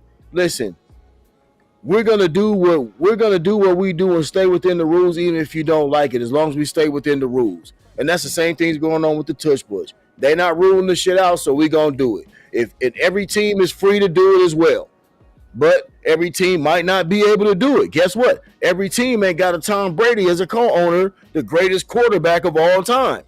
That's just the way it is. You know what I mean? So. And like I said, why would Tom come into the fold and jeopardize everything? And I know you're going to get to that segment in a minute, but that just shows you how AP is trying to just muddy up the waters with a bunch of bullshit. That's all BS, man. Tom Brady ain't went to Adrian. I mean, I'm sorry, went to AP and said, "Hey, AP, this is what this team's doing. This is what Carolina doing. Yeah, they're gonna play Andy Dalton this week, and Andy Dalton's gonna do this." You know what I mean? It's just shit's asinine, man. When you start really thinking about how just the connotation of what he's even trying to say that we doing here, bro. So it's just the age of petty, and let them be that. Like my man said, let time work. Yeah, definitely. Let time work. They just tell us they scared of that shit. They know the standard. It's a standard that Tom has. It's crazy when you look at a commercial, and I don't mean to just go on, but I start talking. Go ahead, man. But if you look at a commercial that Tom Brady's in, you can see the intensity in his eyes in the commercial. It's just they understand that this man is driven a certain way, right? And now he's done teamed up with us instead of having the fairy tale shit of him going over there teaming up New England like everybody thought he would or they think he should do, right? And that's one of the problems too. Why isn't he over there with the Patriots? He won 6 Super Bowls with them. He should be over there advising them. He should be a part owner of those guys. That's the storybook shit that they want. Not coming over here to the dirty shit that we, that we fuck with over here. You know what I'm saying? So they don't even like that from the beginning, dog. That's the only reason why they chirping. So and I love it. And Raider fans should embrace that shit. Right. Nah, you're right, man. I think that they're understanding that this could be an advantage. Because think about it, like the Raiders, if you look at their history when they had success, it's because they had an advantage in ownership. Al Davis, being that he was a football guy, being that he was a coach, he was he all the way to an owner, and then him and Ron Wolf were able to build that successful teams back then, and now like the Raiders now have someone in the building that can possibly help them get back on track, and Tom Brady, and I think at the end of the day, like Tom is definitely going to try everything in his power to help the Raiders. Everything. I'm not even going to question, like, he's going to try everything in his power, but he's going to do it within the rules. He's been talking to the NFL.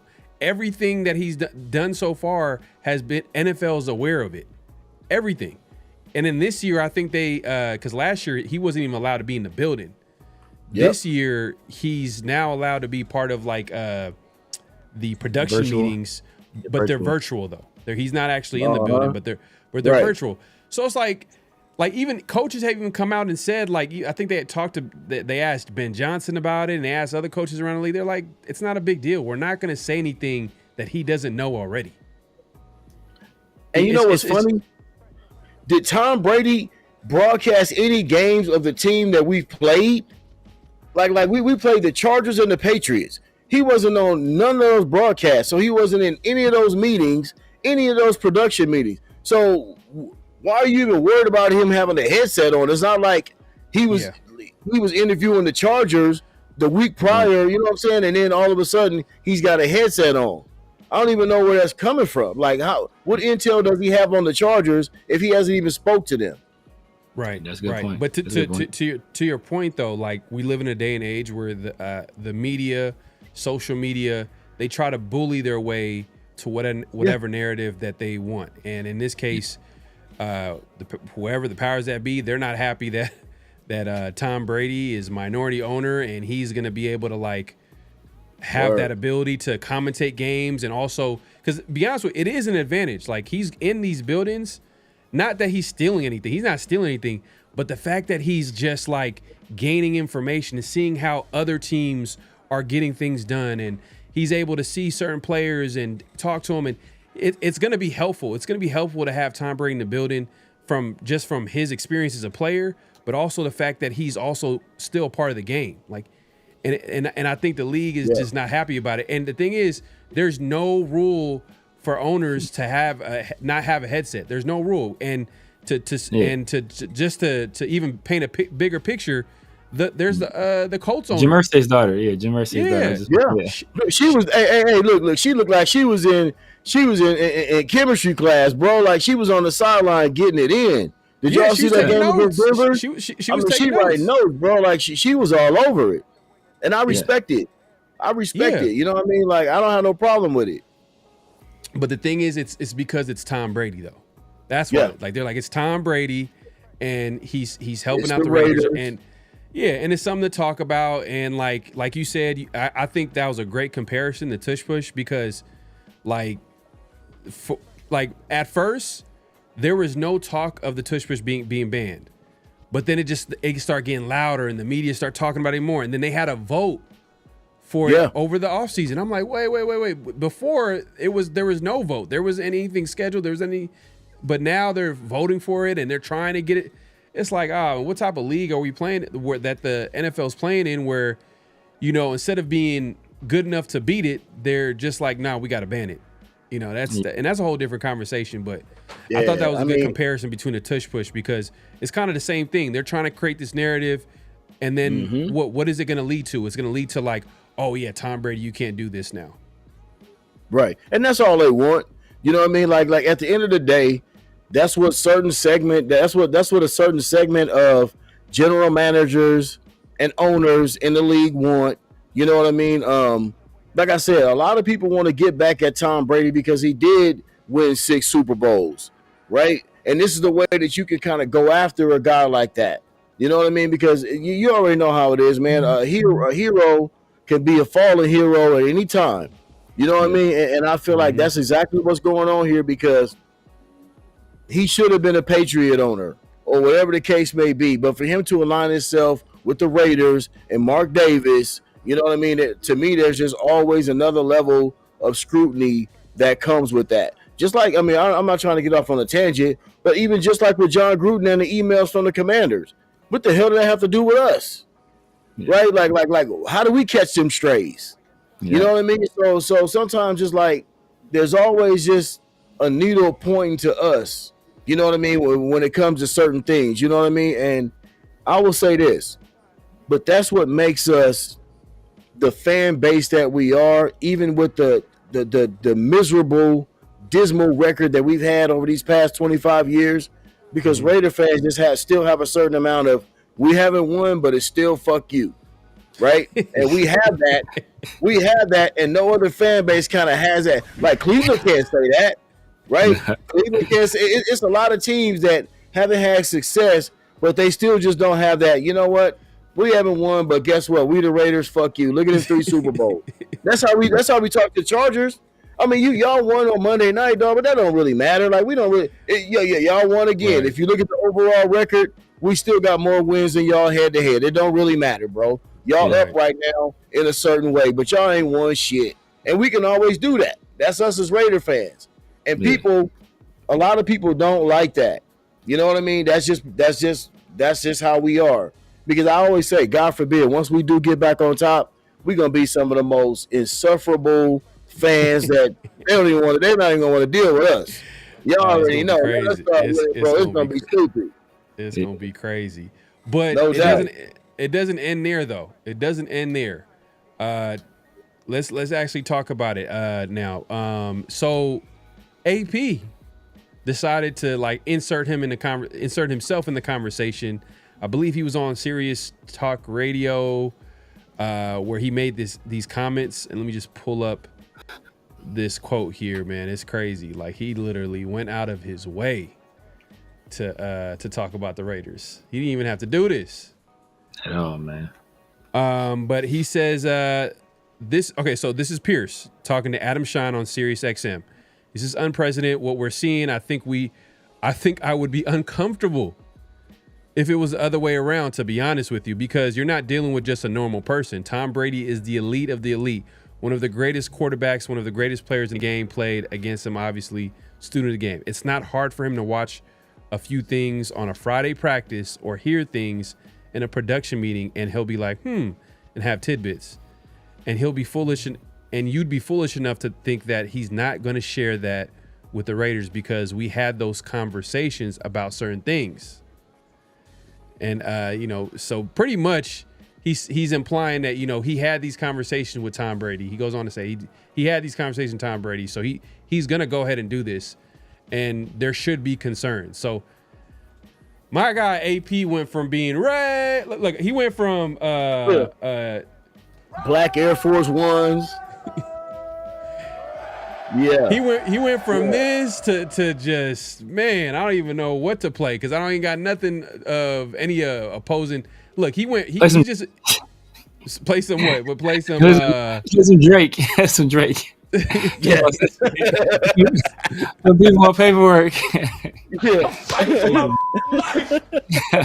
Yo, killing me with this. Oh man, yeah. Huh? Yeah, that's pretty much how I felt. But when I saw, I was like, what are we doing here, man? Like and look, I understood, for a certain extent, I understood where AP was coming from as far as, how the situation went down. Obviously, he was kind of dealt the short hand of the stick, so to speak. Like he didn't get really a fair shot. You don't fire head coaches and GMs in 1 year. You just don't do that. But the Raiders, they've been dysfunctional over the years. And that's just something that, they do. And I feel like the fan base is kind of used to. So we never look past it. We just like, oh, whatever, it is what it is. But in reality, that's just not normal. That's not what you do. That's not good business. That's not how you want to. And to speak to Severe's point, you talked about this before, how you want to show the league and how you want to handle like guys in the building or players that you want to show that you take care of your own, which I would say to a certain extent, the Raiders kind of show that in their own way, but man, firing guys after 1 year, a guy like AP, we all understand didn't have a lot of experience, but you hired him, and you hired him because he didn't have a lot of experience. So I would think that you would have a little patience in order for him to develop as a head coach. I'm not saying he was perfect, but if you hired him to begin with, I would think you had foresight or understanding that he needed to grow as a coach. Right. So you need more than 1 year to develop before you can make a decision. And especially when you didn't give him a quarterback, you took away his starting running back. Yep. And then you replaced them with backup quarterbacks. And then the defense was hurt. And I don't want to get into this, defending AP thing because that's not the point of why I brought it up. But all I'm saying is that I can understand why he was frustrated in him getting fired. So, and the comments that he made over the few weeks on the CBS Plus, I know me and Severe was joking around like, where is AP on? Like, he's not on CBS, he's not on NBC, but it's on the app. I guess it's like an app where you can see AP talk about. I'll be honest with you, Pharaoh. I'll be honest with you. I feel like, you know what? I thought what he said week 1 before we played the Patriots, I thought that was kind of slick. I thought that was kind of clever when he was like, yeah, I know. We didn't have no quarterback. You know what I'm saying? I was there. Right. I thought that was – but my thing was I felt like he should have that should have been his one thing that he said. He got that off his chest. Now, you know what? Go be classy. Just be classy after that. You know what I'm saying? Like we don't need no more because now you're showing a side of you, bro, that it could be interpreted a lot of different ways. You saying stuff like that. You know what I mean? Like, you don't have to have that much sour grapes, bro. You know what I mean? Like, I felt like week 1 was cool, but now when you kind of continuing on with it, it's just not a good look for AP, I think, to be honest. I agree. Yeah. Yeah. And the thing is, like, obviously he said those comments and I'm like, all right, what it is what it is. I understand he's salty about the whole situation. And I agree. Like, he should have left it at that. Exactly. Not for us, not for the Ravens, for his sake. Because if he continues to do this, I'm sure there's going to be other teams around the NFL be like, hey, Lee, see what AP's doing over there? They're taking notes. Exactly. And which leads to this right here. He's out here snitching on Tom Brady, talking about like he did the same thing last year. So he's kind of adding fuel to everything that we just got done talking about. He's adding fuel to the flame. So I can't co-sign this. Like AP right now, he's burning all his bridges, obviously with the Raiders and possibly, with the NFL, with the league. They're going to be paying attention to this.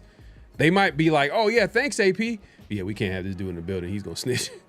Word. Don't do the scoring. Don't do the scoring the X thing, dog. You over there with the Chiefs. You over there walking with Andy Reid. You wearing Chiefs gear and all that, dog. We ain't got to do all that, bro. Like, come on, man. You sat here and told us that you was a Raider fan from the 80s. You know what I'm saying? Like, you was he was in the LA Coliseum with me, supposedly. You know what I'm saying? Like, now all of a sudden, you know what I'm saying, you got to go over there and make sure that everybody see that you wearing Chiefs gear and this and that, bro. That ain't how we rock, man. That ain't how no Raiders get down. Once a Raider, always a Raider. You know what I mean? Right. So, and like I said, like you said, Pharaoh, they didn't really give him a fair shake. I agree with that 100%. I felt like they didn't give him a quarterback. I felt like that was a big letdown when all you could give us, not Spy Tech, but Telesco, all you could give us was Gardner Minshew. That was a slap in AP's face. That was a slap in the team's face. You know what I'm saying? So I get it. I understand that. But you know what? One thing you got to do, especially as you get older, don't burn all your bridges. Mm-hmm. Don't burn your bridges, man. You don't have to burn your bridges like that. You know what I'm saying? So I just feel like right now AP is out of pocket, man, and he need to reel himself in. No, facts, 100%. And let me clean this up real. Alfredo says I thought AP was there when they interviewed Telesco for June. So he was a part of one of the interview rounds when Telesco was getting interviewed, but he didn't choose Telesco as a GM. Exactly. He was paired up with Telesco, and he didn't have any type of personnel say. That's another thing too. He had no personnel say. So everything kind of adds up because if you remember during the draft where the cameras cued to the Raiders room and AP did not look happy. No. And this was like in the first round where like they missed out on a quarterback. Like I know we all wanted Jaden Daniels. That was going to be a long shot, but Michael Penix was there if they wanted to get him. Michael Penix was a possibility who's playing pretty well with the Falcons right now. And that was somebody else with the Falcons. That was our biggest miss. Honestly, that was our biggest miss. But I didn't think that we would have. I didn't think we would have had to move up for him. Atlanta sniped us. I think Atlanta threw a monkey wrench in that, bro, because If he would have been there when we were picking, we wouldn't have got Brock Bowers. We'd have got Michael Penix. But the thing is, though, I don't know if you want to believe this. Take this for whatever it's worth, because hindsight is 2020. You know, Telesco's going to make himself look good after the fact. But Telesco was in an interview this offseason, and they asked him about the whole draft process and how he felt about the quarterbacks. And he literally was like, we had a second-round grade on Penix. So if it came down on if Penix was on the board, he's saying that he would not have drafted him. He would have waited like for the second round to draft the Penix. He was higher on the Bo Nix than Penix. But like it just so happens that, you know, Penix barely played his rookie season. Bo Nix had like a successful rookie season. And then obviously Brock Bowers had successful. So he's not going to make himself look bad. College offense running ass. He's a college offense running. Don't even get me on Bo Nix. I don't want to go there, dog. But you watch Bo Nix, bro. Bo Nix is running college shit, dog. He running college shit with Bo Nix, dog. Nah, man. My thoughts on Bo Nix are well known, but I mean, like, and now that I read the whole quote from AP, like, know what this sound like? It could be one of two things. It could just be he like snitching, and he couching some snitching, and he's trying to be like not super obvious with the snitch, but he's snitching. But it reminds me of like pillow talking, where we done heard plenty of people then got set up with, you know, plenty of dudes then got, you know, they done got their spots knocked, or they done got knocked off because, you know, they run their mouth and they with these, and AP, I know he in the media now, so he talking to fellow media personalities, and he get a little too comfortable. You get talking too much, revealing too much information, and now look at you. You know, you don't open your mouth a little bit too much, said some things that shouldn't have been said. So that's what it feel like to me, where he's got real comfortable, and you know how brothers be. We get the flowing, we get the chopping it up. We trying to make jokes. We trying to, we trying to hit you with the, and then we say something that, like, dang, maybe I shouldn't have said that. And I'm sure in hindsight, looking back at it, he probably like, you know what, I shouldn't have said that. But now that the cat is out of the bag, You know, you can't put that toothpaste back in the tube. So he's gonna have to live with these repercussions. So guess what, dog? Guess what? You can't even come to alumni day and shit. You done fucked that off, AP. Yeah, he ain't working at the Raiders picnic. He can't come to the Raiders picnic. Yeah, bro, you can't even come to the picnic, dog. You fucked that off, AP. Hey, you know, I'm gonna say this too. It all makes sense. Him being in the Chiefs, all chiefed out a couple months ago when he showed up to Chiefs training camp, I believe, and he was all. I know every Raider fan was talking about it. We all kind of was like, you know what? He has a good relationship with Spagnuolo. That was his defensive coordinator. He won a Super Bowl with. But now it's like, okay, you've been on a little, like, F you to the Raiders for a little bit now. It's kind of been a consistent thing that you've been doing. Okay, I see what you're doing. Because that didn't have to be televised. That didn't have to be, you could have just went there, you know, but look, AP can't co-sign this. If this was a 50-50 show, definitely flag on the play. We're going to have to call it like we see it. The flag on the play. Right. And AP has definitely burned his bridge, I think, with Raider Nation, Raiders, and probably whoever is going to and I don't want to take it that far, but it's just like, man, come on, man. What are we doing here? Yeah. No doubt.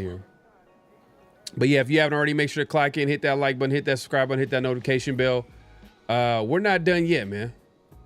We're not done yet. Chip Kelly spoke to the media today, and he actually went ahead and he denied, you know, the whole, and we talked about it earlier, but he went ahead and he denied all the Tom Brady stuff. But he also talked about the running back usage and just usage in general of players.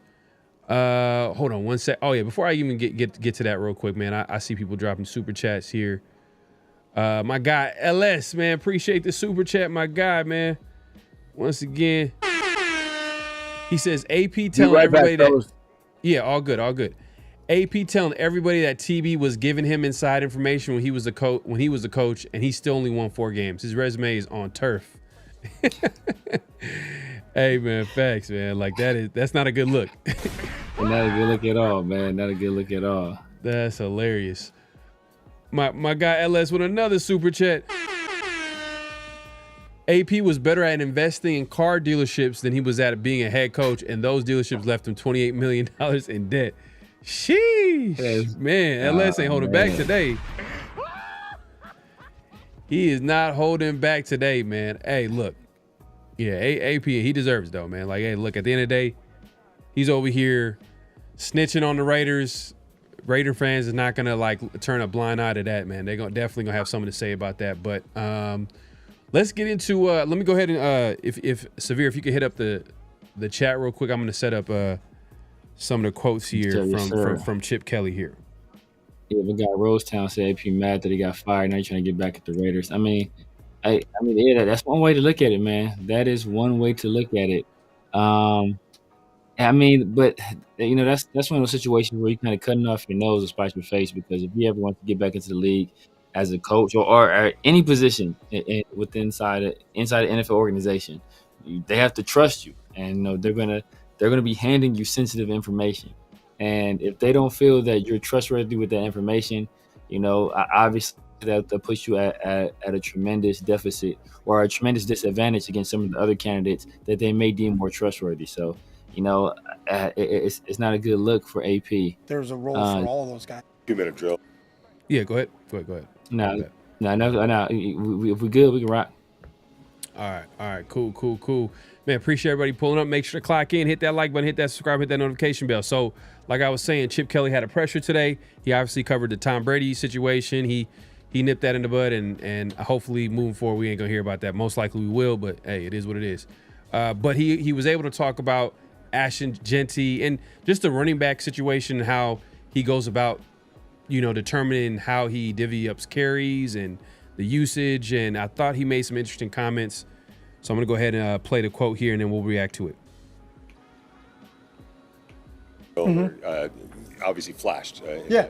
Is he starting to, is that role? He is, you know, and I think there's a role for all of those guys. And I think you have to look that it's not just a 1-game season, it's a 17-game season. So, you know, your ability to keep everybody fresh, you're thinking short term because you're playing games, but you're also thinking, you know, long term. You have 3 running backs up on game day. And so you got to be able to kind of distribute that. I think we felt as a staff, Ashton played 54 snaps the week before, and that was a little heavy, you know. So how do we use that? And Dylan's done a great job. Dylan's great in protection. Dylan does a great job as a receiver coming out of the backfield. So he handled the 2-minute for us, and then Zeus handled some of the third down stuff for us. Just so you're trying to spread those carries out, or really not those carries out, because it doesn't matter if it's a run or a pass, but you're trying to spread out the amount of snaps in a game. You know, if you have 3 running backs up and one guy's playing 55 and another guy's playing 3 and another guy's playing 2, you know, over the course of the season, that guy's going to get worn down. And by the time you get, like, where's our back? Well, we ran him out by game 8. So, you know, I think you have to look long term. You know, last year, actually, when at Ohio State, we had 2 great backs, Travion Henderson and Quinshon Junkins, and both of them ended up rushing in a 16-game season because we played in the playoffs through. They were both 1,000-yard rushers, but neither of them ever had 20 carries in a game. You know, over the course of the season, we knew from the beginning of the season to the end of the season that we need to protect these guys, and that if you could have seriously said, hey, let's give it to Travion 30 times in this game, and he would have had a hell of a game and done some other things. But what are the long-term effects of that too? So I think you kind of have your eye on the game that you're in right then. And we have total confidence in both Zeus and Dylan when they get in a game that they're going to do things with the ball, and they both did good things when they get their opportunities too. Cognizant of that? I mean, I know analytics has come into the game. Was that something that you had to be talked into, or did you? No, we've always been that. I think if you, especially when you get to the NFL, you know, I've always said that cut down day when you come out here, you have 90 guys in camp, and you come out on cut down day, and you're like, where is everybody? You know, we had 13 receivers, and now we have 5. You know, and so now you're saying, all right, rep-wise, what do we do here, and how are we conscious about that? You know, and I think it comes up all the time. You would love for Brock Bowers to play every play. You would love for Ashton Jeanty to play every play. But if you play Brock and Ashton or any of those guys every play in every game, by the time you get to game 8, you're not going to have guys left. You know, because there's a certain amount of plays. You know, in basketball, it's called load management. It's not. We're not sitting out games here, but I think you have to be conscious of over the course of 17 games. If some guy's carrying the ball 30 times a game, you know, they only have so many carries in a season in them. And if you're gonna waste them, not waste them, but if you're using them early, then it's gonna hurt you late. So there tries to be a balance. And when you have depth, you have balance. There's some teams that don't have depth. So this guy's the guy because there's a huge drop off. You know, when you have some depth, it's beneficial to make sure, because even in games where you're not getting 60 snaps, you're getting 70 snaps and 80 snaps. Well, if you didn't take him out in the first and second quarter, by the time you get to the fourth quarter, he's dead. You know, and when you really need him, so you got to kind of, over the course of the game, you're hoping that you're getting in that 60 to 70 range. So how do we distribute those snaps? And that's really what Dylan's doing with those guys, and he handles all those subs. Severe, man, what's your take when you first heard this, man? First take is I told you so. I mean, that's first. I said this yesterday. It's exactly what I said yesterday.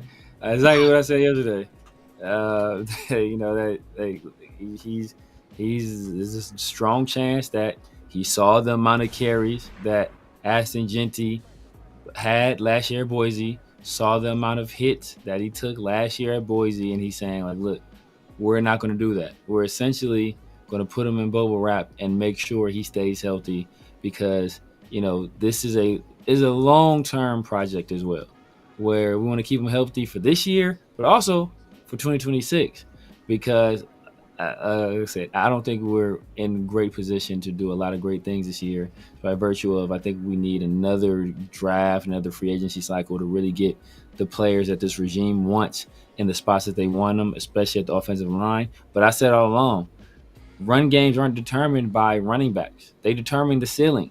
They don't determine the floor. And, you know, now we're hearing that, you know, Ashton Jeanty is not effective.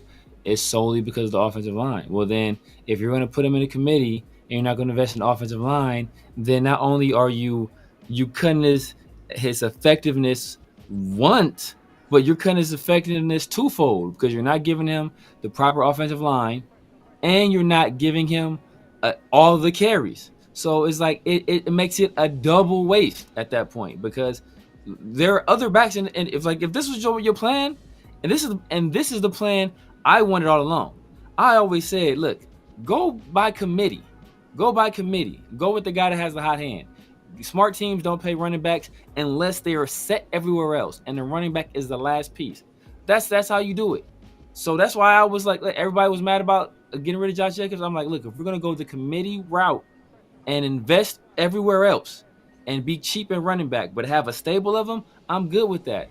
But don't let Josh Jacobs walk out the door then you go right around and draft him at 6 and pay him the second most guaranteed money in the league. Like, that just doesn't make any sense. So I mean, I see where Chip Kelly is coming from as well, because obviously you don't want, like, you know, we've talked about it in the past, when you get a certain amount of carries in an NFL season from one season to another, usually those guys the next year, their effectiveness wanes or falls off a cliff depending on the player. We see Larry Johnson, we see DeMarco Murray, we saw it happen to Christian McCaffrey, we saw it happen to Saquon after his rookie year. We see it happen time and time again. So I understand you wanting to protect your investment, but at the same time, then if that's the route you're going to take, then don't draft a running back at 6. Mm-hmm. If you think they're that susceptible to injury, don't draft one at 6. Right. Well, I'll say this. I agree with you, Severe, up to a certain point. And that point is, yes, we're protecting our investment. But also, the smart thing to do, if you look at it, look at this thing in its totality. We're only 2 weeks into the season. And we've also seen that there's some growing pains that Ashton is going through as well. Look at the one run where he went the wrong way. You know what I mean? Like, he didn't get a blitz pickup when he's supposed to get a blitz pickup. That's all rookie shit, and that's cool, because this is week 2. I mean, like, now, if he's not getting the type of carries that he needs to get, and we talking week 5, 6, then I'm like, okay, well, wait a minute, what's going on here? But because this is a Chip Kelly offense, is number one, right? So the ball is going to be spread around. The ball can be spread around in a lot of different places, right? And right now, what I'm seeing is this team is still, you got to remember, new offensive coordinator, new running back, new philosophy, new coach. Like, right now, you know what I mean? We in week 2. You know what I mean? So things are still being worked out. They barely played in the preseason, right? So things are still being worked out as far as continuity, what we do best. Because look, we ran the ball for shit against the Patriots, And if we probably would have ran the ball more against the Chargers, we probably would have did better. But they changed the philosophy. So I think they're just incrementally changing the philosophy to get him comfortable while he's learning on the job. You know what I'm saying? And another thing is what I heard from Chip Kelly's his interview is, guess what? Development.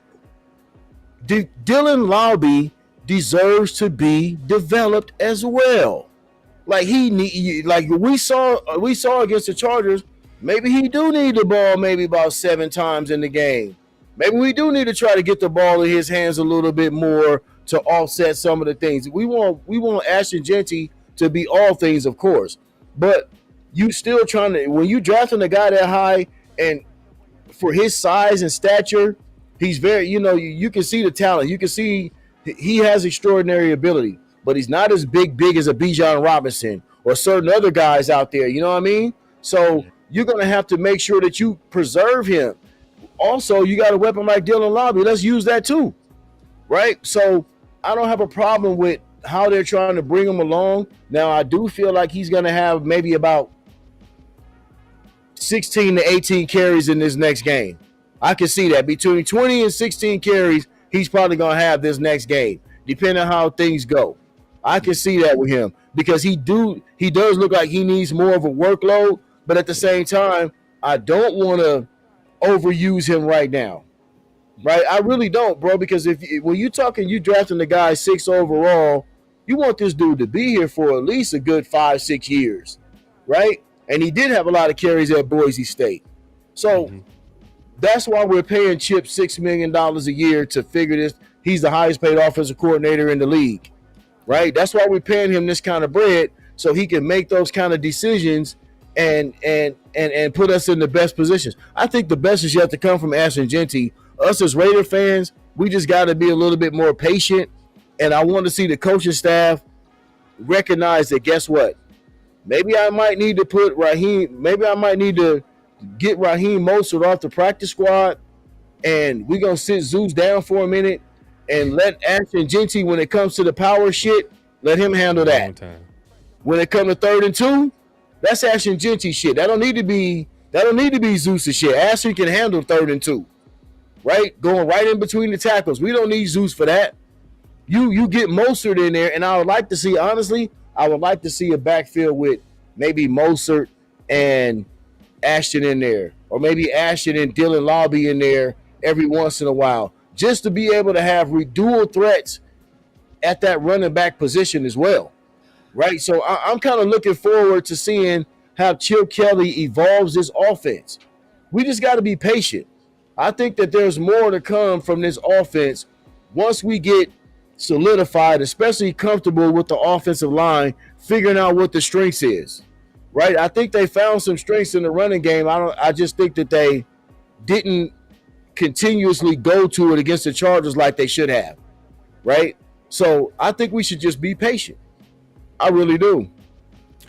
Nah, I mean, you guys make both valid points. At the end of the day, it's only been 2 games, so I'm not going to throw the towel or say Chip Kelly needs to get fired, and I'm not there yet.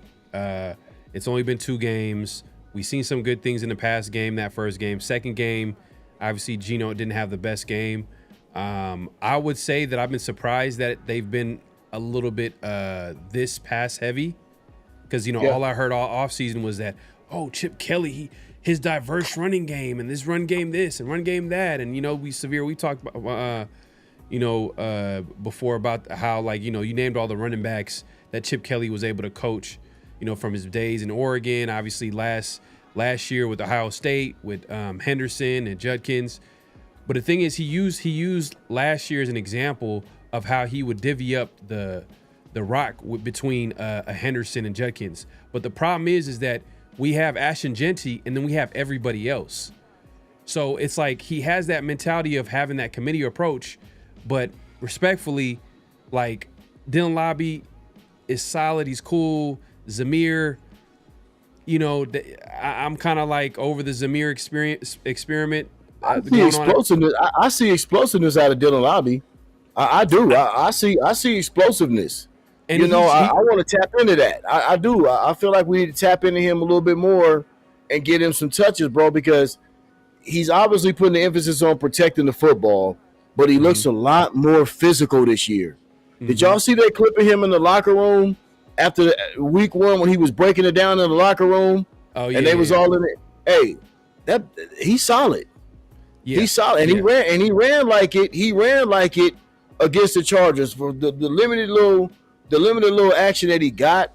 I saw physicality. I saw finishing the play going forward rather than finishing the play going backwards. And I saw some explosiveness. Yeah. So and I'm not gonna throw in a towel on Dylan Lobby. I'm just saying. Well, I'm gonna land the plane here real quick. I'm kind of go with Severe here on this one. You drafted Jeanty at number 6.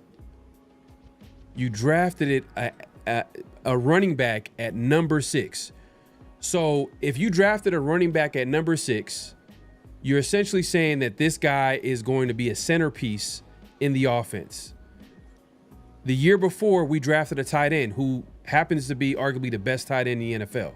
So right there, you know he is going to be the face of that passing game. The running game is going to be Jeanty. So I'm thinking that is going to be the offense. Those are the 2 biggest weapons that we have on offense. But so far this season, and I agree, we got to give it time. So far this season, it feels like they've been pass heavy. They've been trying to get the pass game going. And there's a lot of different reasons why they're trying to do that. I get it. The offensive line hasn't been there, run blocking. Yeah. Hey, if there's 8 men in the box. Yeah, no problem. And if there's 8 men in the box, you're going to have to find a way to get them out of there. You know what I mean? You're going to have the defense respect your pass game. I get that. But when you draft a running back at number 6 and you're telling me about committee approach, you could have got a running back in the 2nd or 3rd round. Exactly. You know what I mean? You could have got a Dylan Sampson. You could have got a Henderson in the 2nd. You could have got a Judkins in the 2nd. You could have got another running back in the 2nd and then paired him up with another running back. Yeah. And I would have been cool with that. But instead you went with Jeanty. So, and we had, a Boise State beat reporter earlier this week. We sat down and talked to him, whether you agreed with all his points or not. But one of the things he said, with Jeanty, you got to feed him. You got to give him the ball. He's a guy that gets better as the game goes on. If you're just going to give him 2 carries and he gets a couple of good runs and then go away from him, he's not going to be as effective. Look, you could agree with it or not, but the thing is, it just sounds like Chip Kelly and Jeanty, I don't know, it might not be a great fit. They might have been. He could have went a different direction, and I just feel like you invested so high for you to just go ahead and you draft a guy at number 6, and then you just go ahead and say, oh well, you know what, we're gonna. It's a 17-game season. We got to give Dylan Lobby and Zamir White the ball. Hey, I understand they're gonna get it every now and then, but who's your workhorse? Who's the guy that you drafted at number 6? You don't have to necessarily give him 20 carries. You can give him 15 carries and then three like give him like 20 touches, and that's a mix of the. I'll say this too. Fellas. I think that looking at the first 2 games, they're trying to establish a rhythm on offense. Like you're trying to extend that rhythm to the passing game as well as the running game, right? You're trying to get Geno comfortable. You're trying to get Thornton comfortable. Like you're trying to get everybody comfortable because this is all new. This is a whole new offensive coordinator, quarterback, running back. You got new receivers. You know what I'm saying? And like I said, and you're dealing with a rookie running back. I don't think they have the utmost confidence in the offensive line right now as well. You know what I mean? And I'll tell you one thing. I don't want to get off too far on another stuff, but why are we running shit out of the pistol? Why are we running 3rd and 2 out of the pistol? Like certain things, I do have criticisms of Chip on because I'm not a fan of certain. Like I'm a fan of situational football, right? So when we in 3rd and 2. And all this, but why you got him lined up 7 yards behind the line of scrimmage? Geno should be under center. He should be about 4 or 5 yards off the line of scrimmage, man, hitting that shit going downhill. Like, you're letting you're signaling to the defense every time you line up in the pistol when it's 3rd and 1, 3rd and 2. You telling them what you're gonna do, right? Mm-hmm. So to me, I think that's some of the flaws of play calling as well, right? And here's another thing I don't like: they aren't giving Jeanty the ball in consecutive increments. He needs to have the ball like if he busts off 1 for 6, give it to him again. Exactly. He busted, he bang out 1 for 4 or 5 yards, give it to him again. Like, you got to allow him to get into a rhythm as well as the offensive line. But it's like, it feels like something, and you're right about one thing too, is like, where's the disconnect there? Because Chip kind of wants to prove things in the passing game, and I do like that they pass on 1st down. I do like that because you're not letting the defense just be predictable. And I think New England that first week, they just stacked the box. They stacked the box damn near the whole game. Like, I know y'all got this rookie 6 overall. He ain't going to get 100 yards on us this first game. That was their mindset. Whereas the Chargers, we were actually having success, but we didn't continue to feed him the way we were supposed to, because we were trying to prove a point in the passing game, which wasn't there. But that has to come, and it has to be predicated off the run game, the play action pass. We didn't do none of that.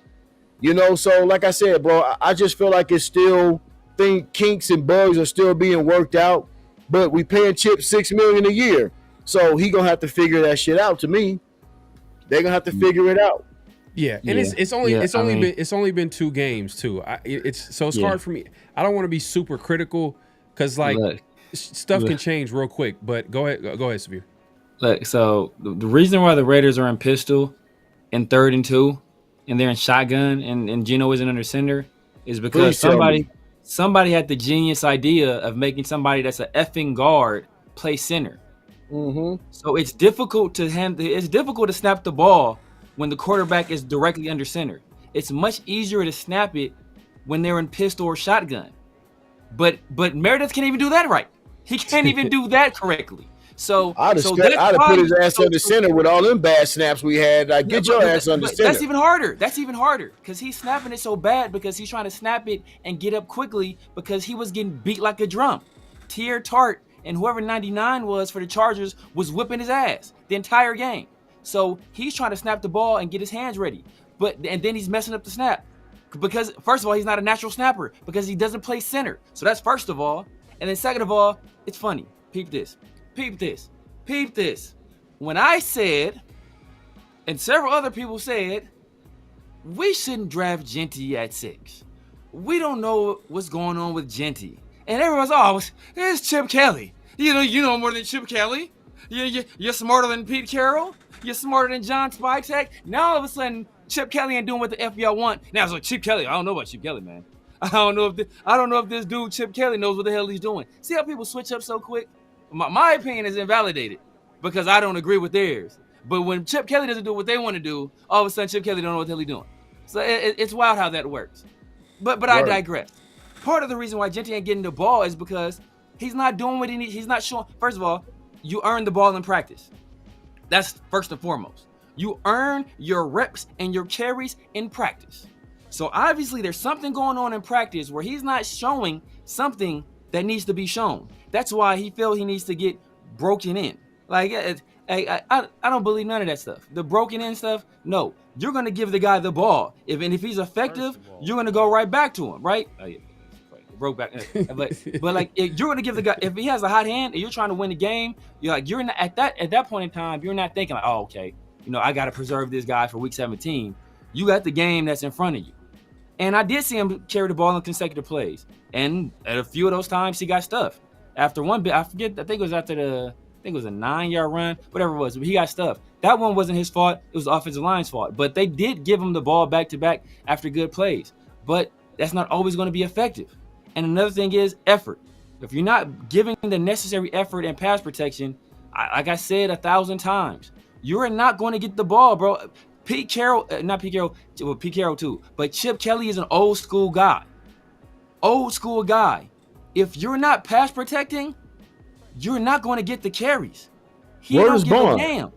But keep in mind, Severe, keep in mind that he wasn't asked to do this at Boise State, especially not at the level that he's doing it in the NFL. right?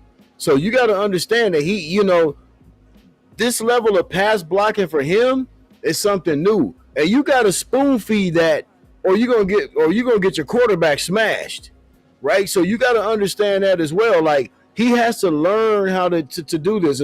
I used to always tell Rundown was a running back, and I used to always tell him, dog, as long as you're a willing blocker, you have to be willing.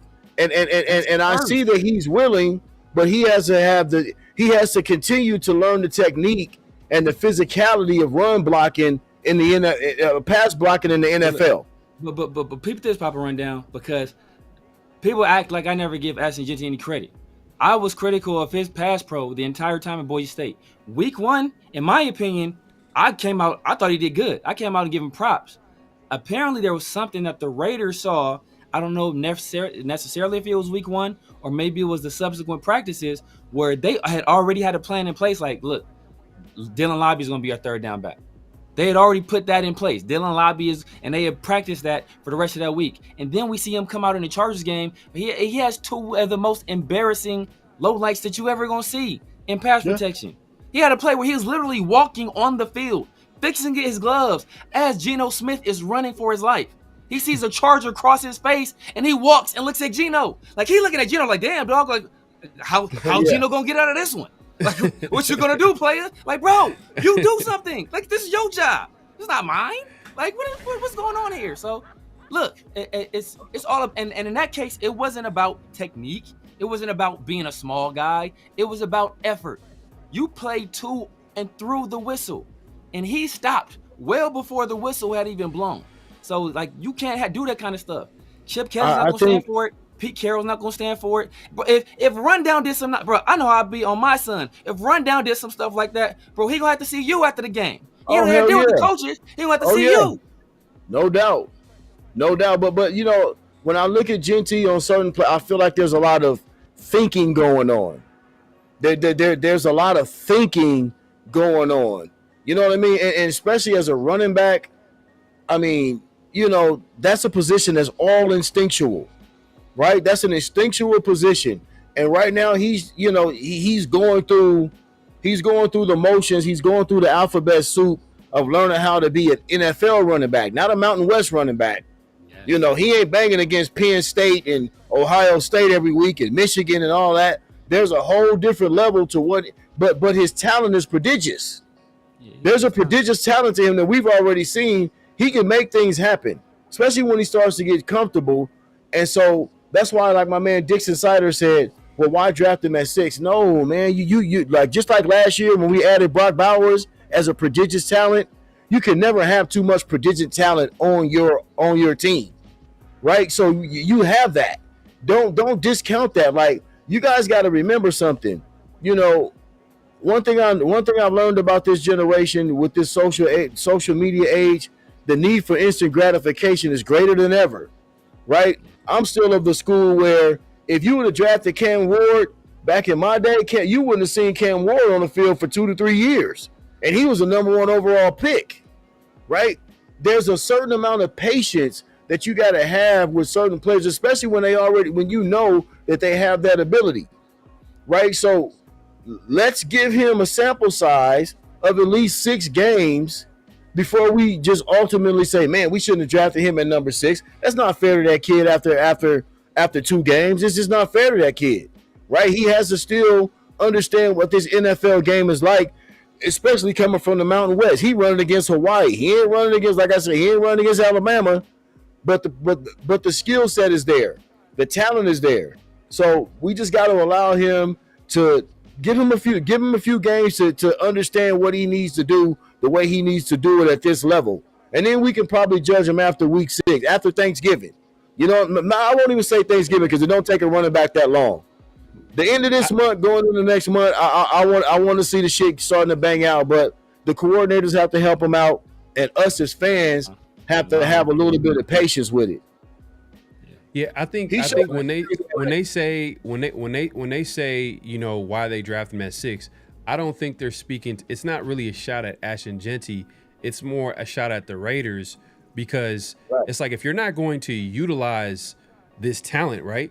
If you're not going to utilize it, then why draft him? If you're gonna just if you're gonna use him in a, let's say, a committee approach, why draft a guy at number 6 to be a guy in a committee, especially with all the needs that we have on this football team? You know, like you would a guy that who, by all accounts, like he was a workhorse in college. You know, that's his skill set. That's the skill set he brings to the NFL. That's why he was drafted so high, is because he's shown he could be that guy in that running back room. So like that's why, and that's what Raider Nation is supposed to see. Now I agree with you. We do live in an age of instant gratification. People want everything to happen now. That's why, like, especially in the NFL, it's a week-to-week league. Like 1 week, everybody's on a high. The next week, they're like, "Oh man, this guy needs to get fired. This guy needs to get benched." So I get that 100%, especially in the NFL. So like that's why I wanted to keep reiterating the point that, hey, it's only been 2 weeks, only been 2 games, but I think it's concerning that like Chip Kelly's trying to like almost like we were talking about earlier with about the Tom Brady stuff, damage control, like trying to, oh, you know, hey, look, we got to divvy up the carries and da-da-da-da-da. So it's almost kind of like a sign of what's to come. Like, hey, like he's not going to be getting 20 carries, or he's not going to get the 15 carries or how many carries. Look, I don't, it's not necessarily about the carries so much. Just give this guy an opportunity to play in space. Because, yeah, like we've seen a little bit of that. I would like to see quick dump offs. You know, like you said before, Pharaoh, get him involved in the passing game. You know what I mean? Like make teams have to defend him 360 degrees, not just one way. But also remember this too, fellas. These guys do know. These guys, other teams, the teams that he's playing against, they are already accounting for him. They know he was a number 6 pick overall. Mm-hmm. New England totally schemed him. Like I said before, New England was like, guess what? This rookie ain't about to get no 100 yards on us his first game of the year. Hell no. And they schemed that way. And they played him that way. But then when you see the Chargers kind of said, okay, well, guess what? Geno threw for 362 that first game. We got to pay attention to that too. So he got a chance to kind of get off a little more. He just didn't get the rock as much as he should have, right? But teams are already scheming for a number 6 pick because they want him to be a bell cow, right? So you got to kind of like Chip is trying to play the game where it's like, I know what y'all thinking. Y'all think we're gonna give it to Ashton 20 times, and y'all already scheming for that. But it hasn't manifested itself. It did the first game, but it didn't the second game, right? But it hasn't manifested itself that way yet. But I get where his mindset is. He's trying to stay. He's thinking he's staying ahead of the defense. He thinks he's staying ahead of the defense by saying, "Guess what? We're gonna pass when you think we're gonna run." Right? But Pete kind of said it after the games Monday night. Now he needs more touches. That's where Pete comes in. Now it's time to pound this shit.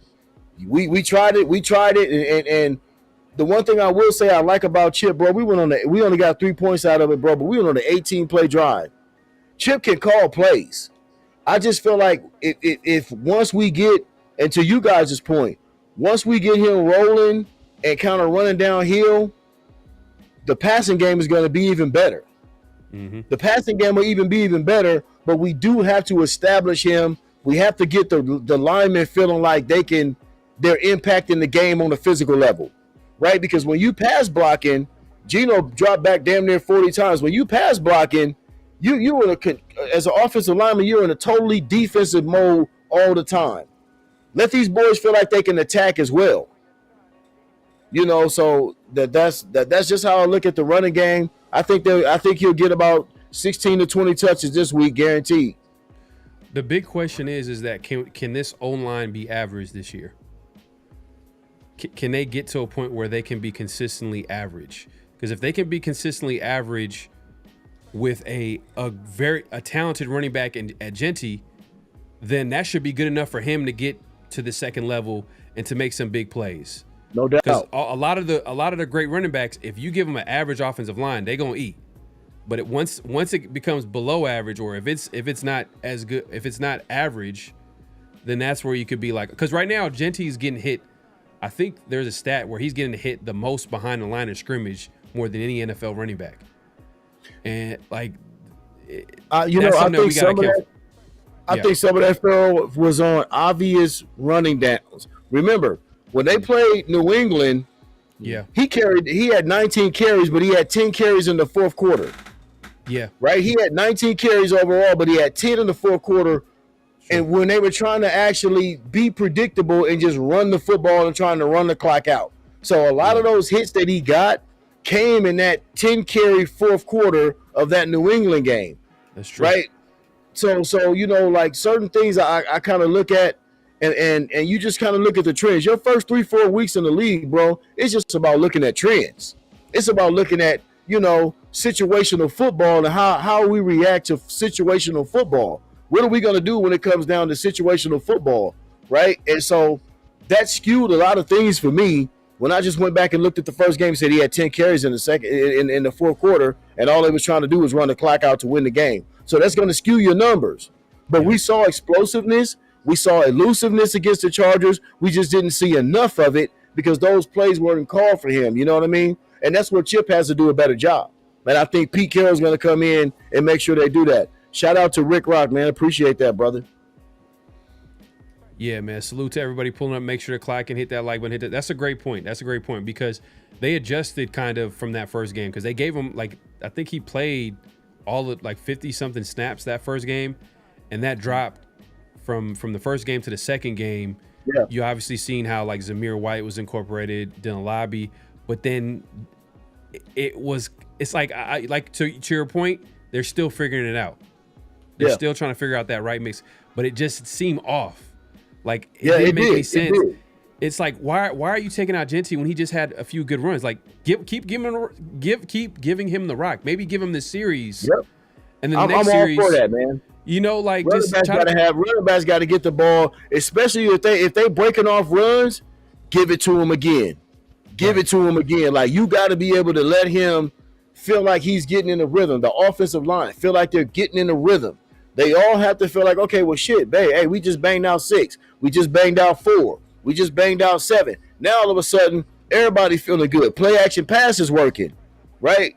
So we just gotta do our thing when it comes to the play call and understanding situational football, right? And you get this man into a rhythm, and you get your offensive line into a rhythm, and then next you know the game is totally different.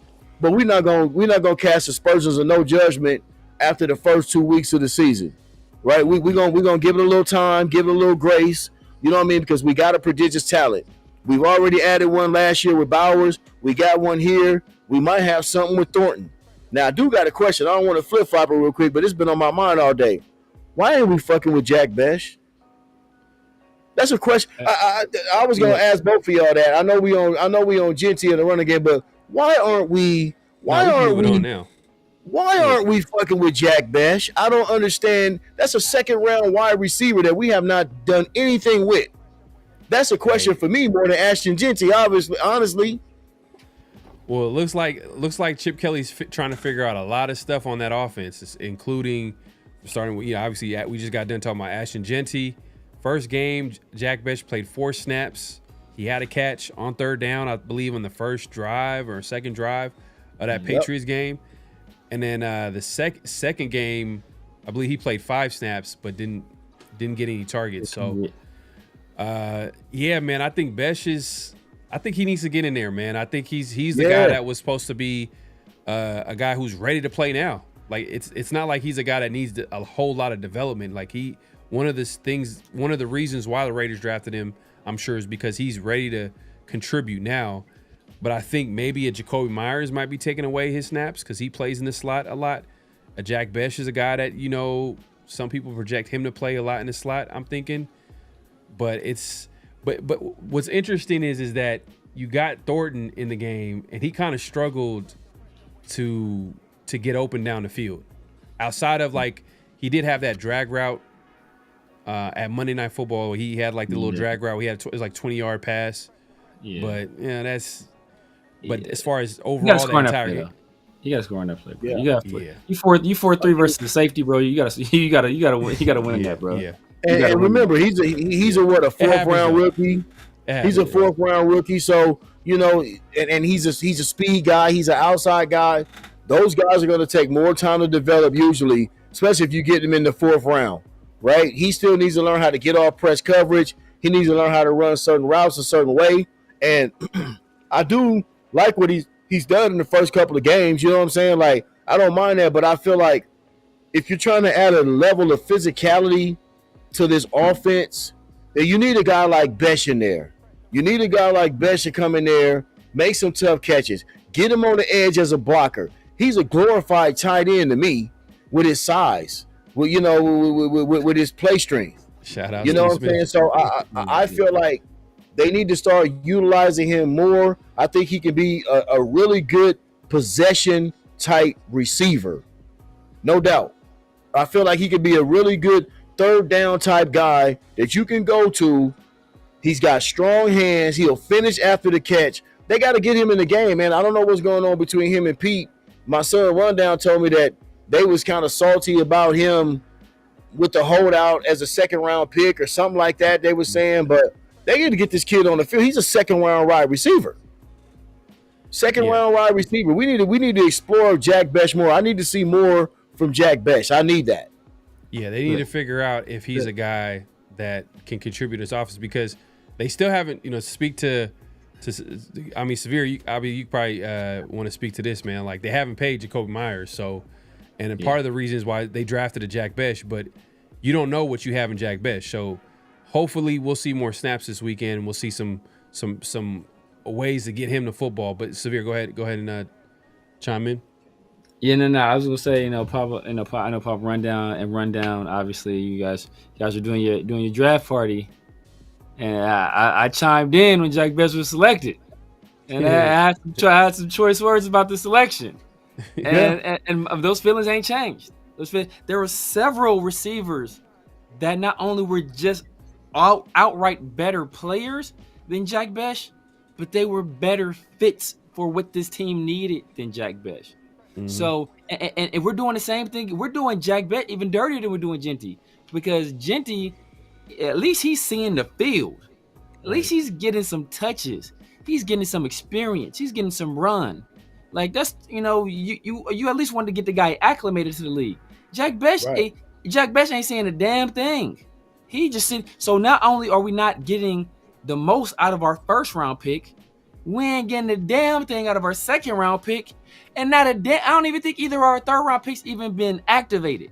Like, this is, you talk about patience. That's some patience like a mug, Papa. Yeah, it is. You know what I'm saying? Like a mug. We're gonna be waiting. But here's the thing, dog. Like, you're gonna have to, you gotta fuck around and find out. You got to put him in the game, and you know what I'm saying? Yeah. Because look, he has made a few catches. I feel like what they're doing, and I agree with you, Bosco. Like, it was perfect matchups for him to eat underneath. I think he could have ate underneath against the Chargers defense. You know what I'm saying? But what they're doing, they're pushing Thornton. They're trying to accelerate Thornton's development, right? And you see how they go to him early in games. They're trying to get the deep ball working. They're doing things that we heard that they were doing in training camp, right? We heard Thornton was killing it in training camp. He going over the top. He making all these catches in training camp. They're trying to build off of that, right? Because maybe Thornton did flash a little bit more than Besh, but that's up to Chip Kelly. You drafted this kid in the second round. If we can sit there and talk about Jeanty being the 6th overall pick, then we drafted Jeanty. We drafted Besh in the second round. Yes. Where's his burn at? You know what I mean? So, like I said, this coaching staff is trying to figure it out on the fly. This is not a rebuilding year in their eyes, because they wouldn't have gave Chip Kelly the most money as an offensive coordinator in the league. They wouldn't have hired Pete Carroll, right? So they're still trying to get off and win while you're trying to bring rookies along and develop them at the same time, right? So we have to, like I said, let's all just chill out for a minute. Let's give these boys about 5-6 games to see where they at. You know, after 6 games, if we 3-3, then shit, we still in it. You know what I'm saying? We still in it after 3-3. You know, after 6 games, we just got to continue to incrementally see improvement. The Chargers are ahead of us. That's why we looked the way we did when we played the Chargers. They are a little bit ahead of us right now. They got an established quarterback. They have an established philosophy that they had from last year. You know what I'm saying? They've added on. They're a very physical team. Right now, we just need to continuously get better. This is a game Sunday. We can win this game. I feel like we should win this game, son. I really do. I feel like with what we have on our roster, what I've seen from the Commanders, is no way we can't come out there winning this game by a field goal or a touchdown. That's just how I look at it. Yeah, it's definitely an opportunity there, especially with if Jaden Daniels is in play, then like I feel like they have a really good chance. But we'll see how it shakes out, man. Like there's definitely a lot of questions. Obviously, when you're 1-1, that means it hasn't been perfect. They're not undefeated, so everything hasn't gone their way. But I will say this: every game that the Raiders have been in, they've kind of, I mean, the 2 games that they've been in it. Like this Chargers game, like I know the Chargers. They're right now everybody's favorite team. They're like, oh man, like the Chargers are going to be this. They're probably picking them to win the division the way Kansas City's looking, but no doubt. But the Raiders were in the game. Like if the offense could have got anything going, like the run game, maybe went to the underneath game a lot sooner than the third quarter. Maybe they would have finished with a little bit more points. But it'd been a closer game. You never know, but we'll see how it shakes out. They're going to make adjustments every game. I'm curious to see what the adjustments are on offense this game, because on defense, I feel like they're maxing it out. Like I did not expect the Raiders defense to play this well. You know what I told Rundown? I told Rundown while we was watching that game. I told him, I said, you know what? The second half that we played against the Chargers is something that you can build on. You build on that. That's a building block. Because I'm gonna tell you something. The Chargers was trying to smash us in that second half. They was trying to smash that gas in that second half, dog. We just didn't let them. On offense, they was going for it on fourth down. They was doing all kinds of shit. They wanted to put us in the dirt in that second half, bro. We gave up 3. Yeah. So that's a building block. Those are building blocks that you can take that. You can take that on the plane, dog, and land in Washington and go get it with the defense. You know what I mean? So that's why I feel like the improvement is going to come. And if we ever look, God forbid, if we ever find a pass rush outside of Max, this defense can be scary, right? So I just feel like right now, y'all, let's just let us land. We got a defense that we know that's going to compete. They added dogs. And here's another thing. I'll jump on another dude. Get Jamal Adams in the game more. Jamal Adams need to be more involved in the game and get more snaps. You know what I mean? I feel like because he's the kind of guy that you know what? You can chase a Jaden Daniels. I felt like they should have spied Herbert with Jamal Adams in that game. Even though he didn't kill us too much with his running. We pretty much, except for a couple of plays, we held Herbert in check. He looked way better against the Chiefs than he did against us. I like that, bro. I like he looked way better. He looked way better against the Chiefs than he did against us, bro. We made him work for everything he got. And they struggled. And if Jermaine Pratt would have caught that interception, we might be talking something totally different. Because that tells me right there. That was going to the crib. That could have went to the crib. PG was scheming it up in the second half. He knows the Chargers. He knows what they can do. That's why I said, bro, just be happy that we got some dogs on this squad, bro. You talking about guys like Devin White, Jamal Adams. You got some guys that's trying to resurrect their career and prove something. And you also got guys like you see damn, why am I fucking forgetting his name? The other defensive end on the opposite side of Max, Kuntz. Kuntz is slowly starting to ramp up. Kuntz is slowly starting to get his speed back. Like that defense is going to be able to keep us in it until we get the continuity that we need on offense. I just really feel like that. You know what I'm saying? But it needs to start week 3. Don't get me wrong, Severe. I know you're looking, dog, but it needs to start week 3. We need to start finding offensive continuity this weekend. Yeah. Yeah, well, we'll see, man. We'll find out soon enough, man. At 10 a.m., I love 10 a.m. games. We're laughing at Coach. Now, real quick, man, I know we're about to get into our picks, so we're about to let Papa Rundown go in a minute. But I will say this. I did hear this, and I didn't know how true it was in terms of Jack Bech, but I heard that Pete Carroll asked for butterscotch, and he bought him toffee back instead. That could be the reason why he's not playing. It could be. Matt asked for some butterscotch. Okay. We brought him some toffee. That could be the reason. All right. I was messing with y'all. But Now, man, appreciate you coming through, Papa Rundown, man. We about to get into this pick segment in a second. But, man, tell everybody, you know, where they can find you, what you got planned. I know you already brought up the Chicago thing.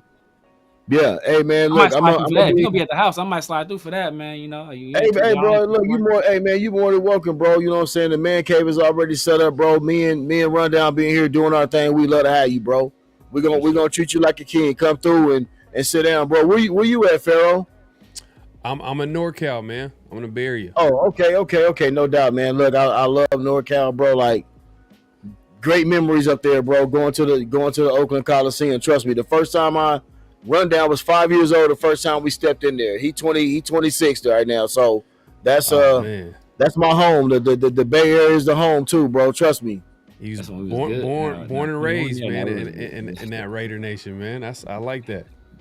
No doubt. Hey, man, I appreciate y'all for having me, man. But like Severe was saying, bro, you can find me at Eternal Raider 72. Matter of fact, I might jump on Saturday night or Sunday morning before the game, man. I'll put the shout out there, let everybody know. You know what I'm saying? Eternal Raider 72 is called Eternal Conversation.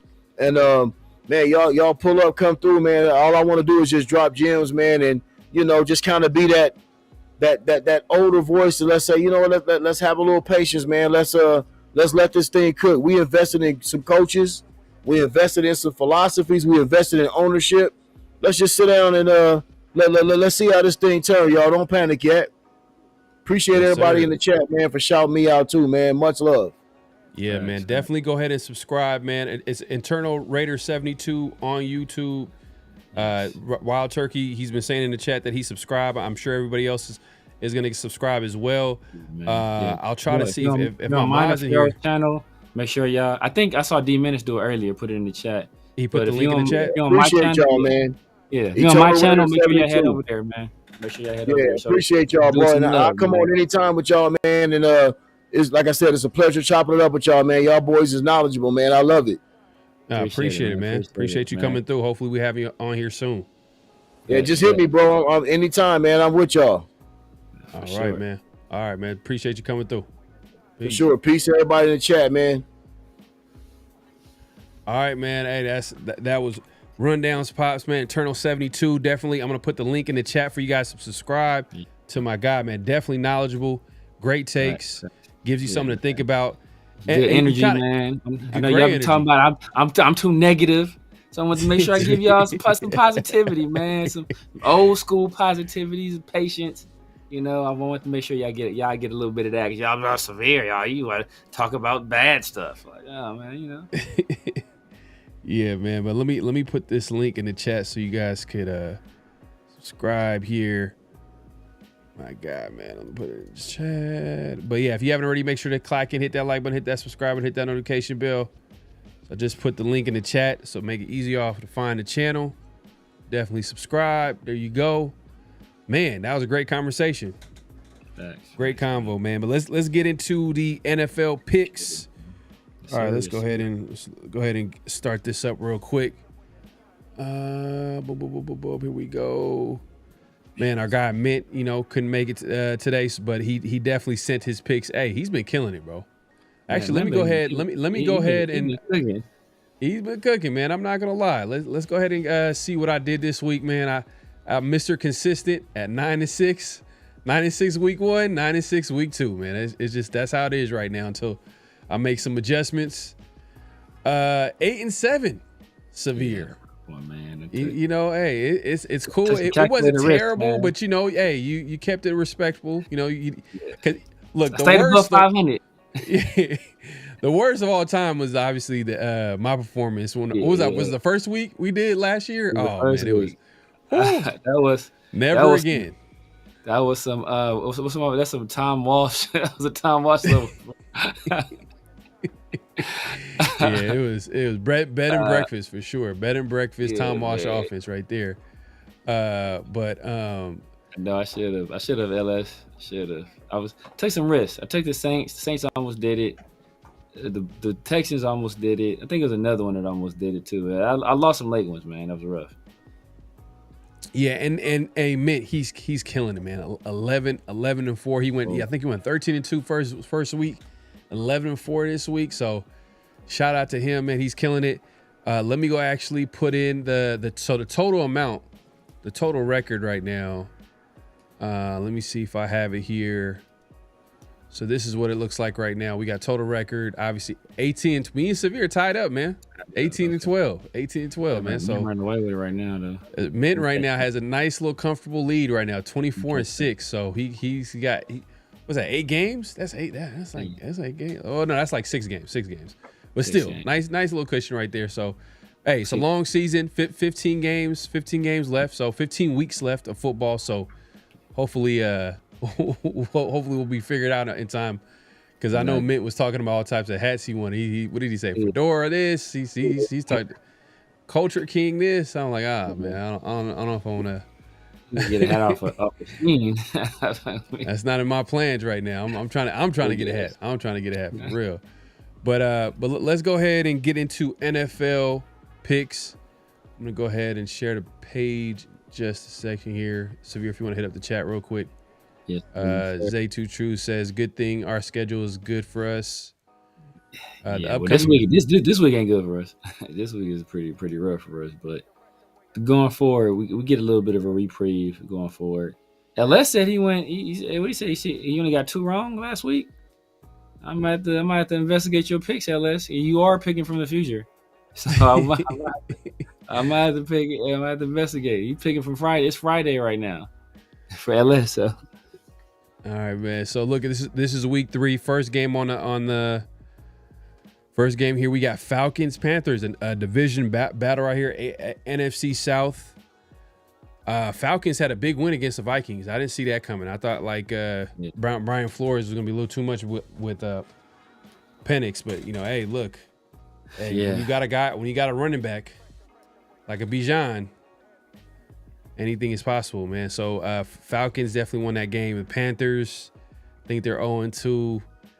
I'm gonna take the Falcons here, man. I feel like they look like the better team right now. They got Divine Diablo playing like a Pro Bowl linebacker. That's wild, man. Look, man, there was a certain person on here that was saying that Divine Diablo was covering up for a lot of other people's mistakes, and it's making him look bad. But hey, the people didn't listen. People didn't listen. Obviously, Pete Carroll didn't listen. And he's over there. He was somebody that likes that type of linebacker, like those guys that can run, that's got some long arms. To be fair, he was a little bit inconsistent though. Severe. He wasn't as. So he might have broke out. This might be the year that he breaks out. But with the Raiders, at the very least, he was inconsistent. Like there are moments where he played great, or played good at least. Yeah. But there are moments where he didn't. He would have like mishaps in coverage and. Yeah. We all know the missed tackles and all that type of stuff that happens. So I think that was like his biggest thing was he was inconsistent. So, but hey, the Falcons they unlocked him so far in the first couple of weeks of the season. So we'll be paying attention to that game here. So I got the Falcons here. Did you pick the Falcons as well? Yeah, I'm going with the Falcons, man. I've learned my lesson. I think I picked the Panthers week 1, and I'm right back to 2024 with the Panthers. You got to show me. You guys to show me. Teteroa's balling though. Yeah, he looks good, man. He looks good. A lot of separation downfield, man. I wonder what team needs that out of their wide receivers. Man, let's not go there right now. It's a little too soon, man. It's a little too soon. Let's see. My guy Mint kept it simple. He got the Falcons as well too, man. So Falcons all the way around the board. I'll just make it simple with Mint. He also, let's see, next game we going Packers and Browns. I'm definitely going Packers here, man. This is not gonna be the game where I pick an upset here. Severe, who you got? Yeah, Packers. Packers. Mint also got Packers. Okay. Let's see what oh yeah, I did put. I forgot. I did put out. Let's see here. Let me take a look here. I forgot to bring this up. In the chat, I did put out a poll. And the question was, does the committee approach make sense with a player like Ashton Jeanty? Yes or no? And let's see here. that they're always going to look like the score that Louie T predicted for the game. You say that again? I said that the results of the poll is going to look like the score that Louie T predicted for this game. It's about to be Yeah. So the majority of everybody said no. They pretty much said it was like 60-something% said no. It doesn't make any sense. 30% said yes. Obviously y'all, based off the conversation, y'all know how we feel. Like, look, like you don't draft a guy number 6 to be just in a committee approach. But hey, look, to Eternal 72, man, he made some sense. He's like, hey, give it time. Like, let everything just unfold. Let the Chip Kelly figure out the offense. It's a new offense, new players. Every week has kind of been different in how the Raiders have been trying to incorporate players on offense. First game, it was 100% Ashton Jeanty. Second game, it was a mix of Zamir White and Dylan Lobby. Maybe this game we'll see more Ashton Jeanty and Dylan Lobby, and then a little bit of Zamir. Like we're gonna see how it looks like on Sunday. So it's a young season, so we'll see how it goes. But yeah, back to the picks, man. We got Texans and Jaguars. Who we got here? Battle in the AFC South. I'm rolling with the Texans. It's tough because the Texans are coming off of a short week and a tough loss. I mean, not having Joe Mixon there, it's really affecting them, in my opinion. They lost that game late, man. They should not have lost that game to the Buccaneers. Hopefully, that they're motivated to get this one back. They cannot go 0-3. If they go 0-3, it's damn near a wrap for them. So I'm going to go with the Texans. All right, we go Texas here. Jaguars, the only one came against the Panthers. So it's like, but the defense they're like front seven, like I feel like has been playing well. They've been running the ball well with Trevor Etienne. He's actually kind of, I think he might be leading the league in rushing possibly. That's crazy. Oh, damn, this is a tough one. It's in Jacksonville because the Texans have not looked like a team that you expect them to win. They did lose a tough game, to your point, Monday Night Football against the Bucs. Yeah. I feel like this might be a closer game than I'm on this. You know what? I'm gonna go Jaguars. It's gonna be my upset.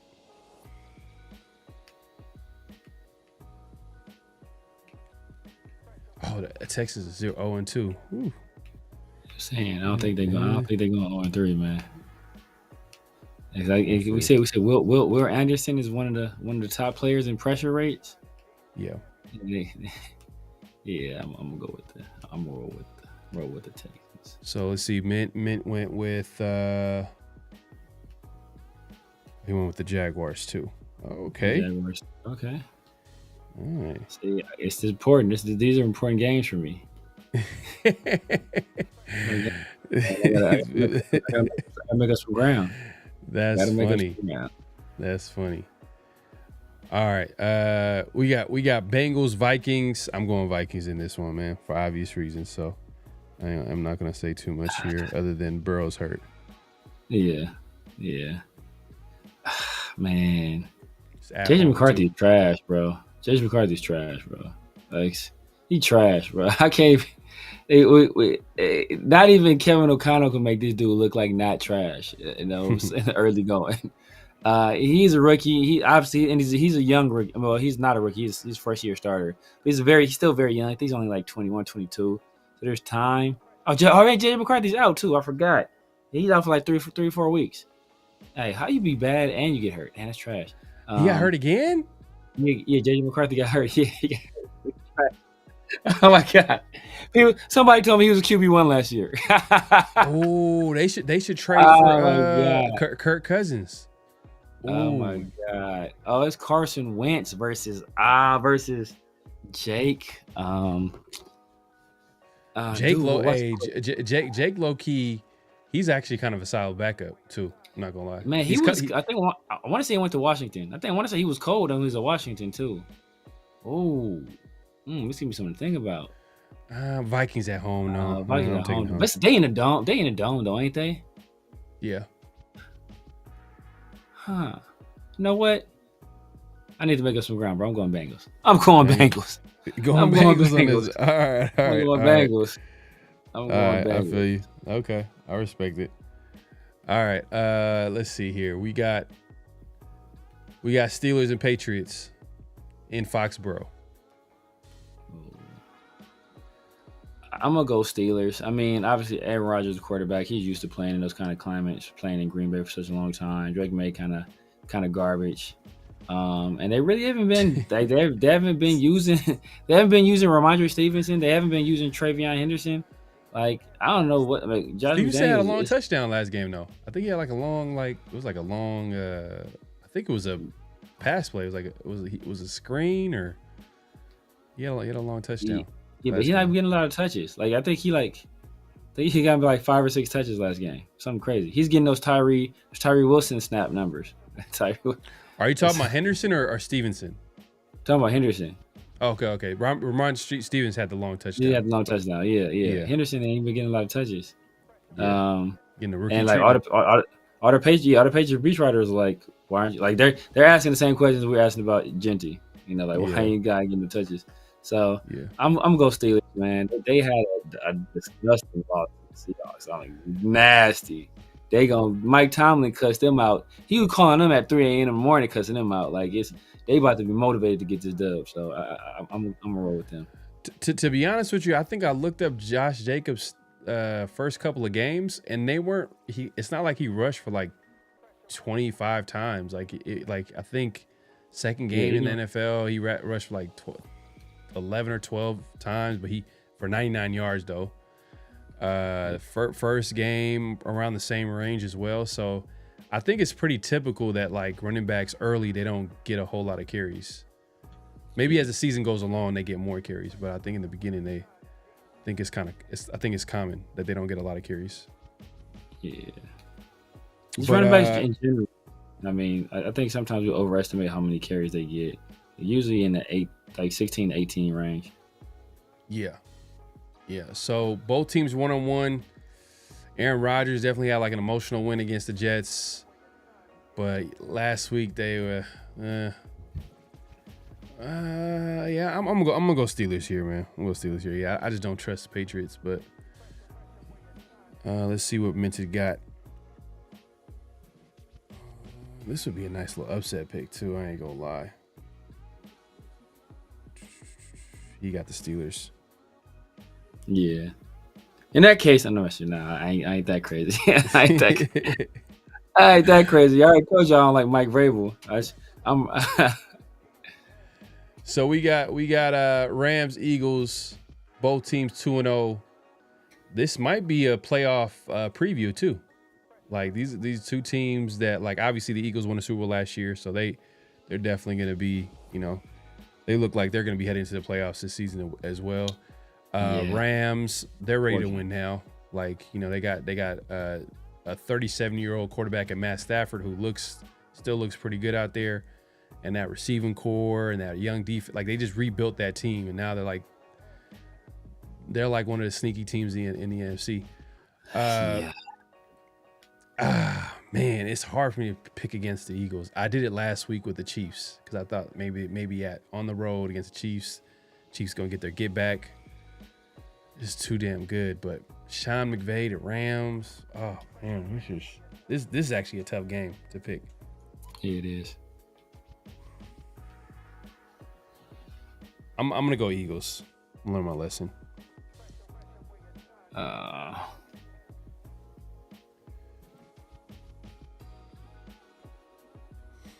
Yep. I'm a follow. I mean, I think it's gonna be a close game. Rams got a hell of a pass rush, but they have absolutely no corners. The corners are trash. Their corners are so bad that they had Emmanuel Forbes at corner. That's how bad their corners are. So their corners is bad, and you got AJ Brown that really needs a resurgent game. Devontae Smith is looking good. Obviously Saquon Barkley is always dangerous. Jalen Hurts, he's able to win a game, a nasty, muggy game and I think Chris Jones was clowning him at the end, saying he didn't even have 100 yards. But hey, he put out the W. That's all that matters. I think, obviously the Rams, they got two good wide receivers, but Quinyon Mitchell is light years better than anybody the Rams has in their secondary. And then they got JB on the other side, plus Jalen Carter. He's going to probably be the best player on the field. I'm going to go with the Eagles. Got you. And their Rams front is small. It's not big. It's not a big front seven. So it's a big game from Saquon incoming. I think Saquon could go crazy. Yeah, their offensive line is legit, man. Like Jalen Hurts had all day against the Chiefs, but maybe the Chiefs might be a weakness for. Well, Chris Jones even get man. Yeah, Chris Jones. Nah, but our boy is giving who was the tackle? The tackle was giving. I want to say was giving Chris Jones the business. Lane Johnson. Yeah. Mint, he also went with the Eagles as well, so it's Eagles across the board. Yeah. We got the Jets, Buccaneers. Justin Fields is out. He's hurt. Got hurt last game. This is in Tampa. I'm taking the Bucs, man. But Bucs this is another team that I see definitely in the playoffs. I mean, it's easy to say because they're 2-0, but I feel like Baker Mayfield, man, the Raiders had a chance to get him in free agency. Imagine getting Baker, man, that is wild, bro. He's their franchise quarterback. Which is crazy. Man, and he has that. When you watch him play, like the play that he made to on that game-winning drive, he has like that it factor. Like, I don't know what happened in Cleveland, whatever happens to Cleveland quarterbacks, like it just doesn't work out. But with the Bucs, it's working. Him and Todd Bowles, he's found his guy. That defense is going to be good. Todd Bowles is always going to cook something up. Yeah. And, they were smart enough to draft the running back late. Wow. Look how that helps. But Bucky Irvin, man, who Spytek was in the building to help to make that happen. And then obviously they got a nice receiving core who I believe, I don't know if he's going to be back this game. Godwin. Chris Godwin. It's possible he's going to come out. But shout out to Dixon. He took the words out of my mouth. All right, man. He said Emeka Abuka, man. It's a stud, man. Definitely, bro. He's serving right now for them. Nah, they have a solid old line too. They have a solid old line. So yeah, man, I'm going Bucs. And they got Jalen McMillan I think they got him from Washington. I think he's a solid player. Obviously, Emeka came in immediately made an impact, but Jalen McMillan was cool last year. Yeah, man, I hate that they got the creamsicle Buccaneers logo right there. It makes you almost not want to pick them. A little strange pirate. I can't say what was the name they called them when they were terrible. There was like a nickname for the Bucs. For the Bucs when they were terrible. I just remember them creamsicle joints. I don't remember when they were trash. There was it was like something. I forgot. Someone's probably gonna know in the chat. You're gonna probably know in the chat. Yeah, I'm for sure going. I'm for sure going with the Bucs though, man. I almost picked the Jets because Justin Fields ain't playing. But I gotta go with the Buccaneers. Sheesh. Colts Titans, man, NFC South showdown. Titans coming into the game 0-2. Titans got a solid defense. Cam Ward, I have to watch a full game of Cam Ward. I just seen like a couple of highlights. He had that crazy throw though in the end zone last week. I'm like, how did he complete that? And it was accurate too. Yeah. It was a crazy Mahomes throw. But they play the Colts this week who are on fire. And you know what? I'm gonna learn my lesson this week and I'm gonna pick the Colts, man. I'm gonna pick the Colts right now. Steichen and Daniel Jones, man. They first 2 weeks in the league, they've been killing it. That offense has been killing. Jonathan Taylor had 25 rushes, 165 yards rushing. They got a lot of these things going, especially on offense with Tyler Warren, Michael Pittman. I could keep naming they got weapons. They have weapons. And it's not like they have a true number one receiver, but they just have kind of like what the Raiders are hoping to have. With Brock Bowers leading the way, but having a collection of weapons. But they got guys there. Alec Pierce is a solid wide receiver. Yeah. What's the slot receiver? I think his name is it Downing? Yes. No, Josh Downs. Josh Downs. Downs. Josh Downs. Yeah, from North Carolina. Yeah. So they got some weapons. They got a slot receiver. They got 2 outside receivers that's solid. Tight end off. I can keep going. Steichen is killing it right now. He's calling it. But I'm gonna go Colts, man. I'm not gonna go against him this week. I didn't believe the Daniel Jones hype, but now I'm like, hey, Steichen he's doing his thing, man. What you got? Yeah. If the Colts were playing any team besides the Titans or the Panthers, I still wouldn't learn my lesson. I'm still picking against. I would pick against them, but since they're playing the Titans, I gotta hold my nose and pick the Colts, man. I just don't think they're 3-0 team. I just don't think they're a 3-0 team, man. But you are what your record says you are. So no, they got a lot to prove. They got a lot to prove, but. Man, but the way they're doing it though is just kind of impressive. Like offensively, they look pretty good. Yeah. But yeah, like you said, they haven't really faced like the best teams in the NFL yet. This familiar game right here, man. Sure. I didn't even know it was this week. But yeah, we got Raiders, Commanders this week. Obviously, I'm gonna go with the Raiders. Yeah. Gonna go with the Raiders this week. I'm gonna pick that game. This might be Severe's upset right here. Man, if I knew Jaden was playing. Mint, by the way, went with the Colts too. He went with the Colts. Yeah, I know he went with the Colts. He been talking about Danny Dimes for the longest. Yeah. Man. Oh my God.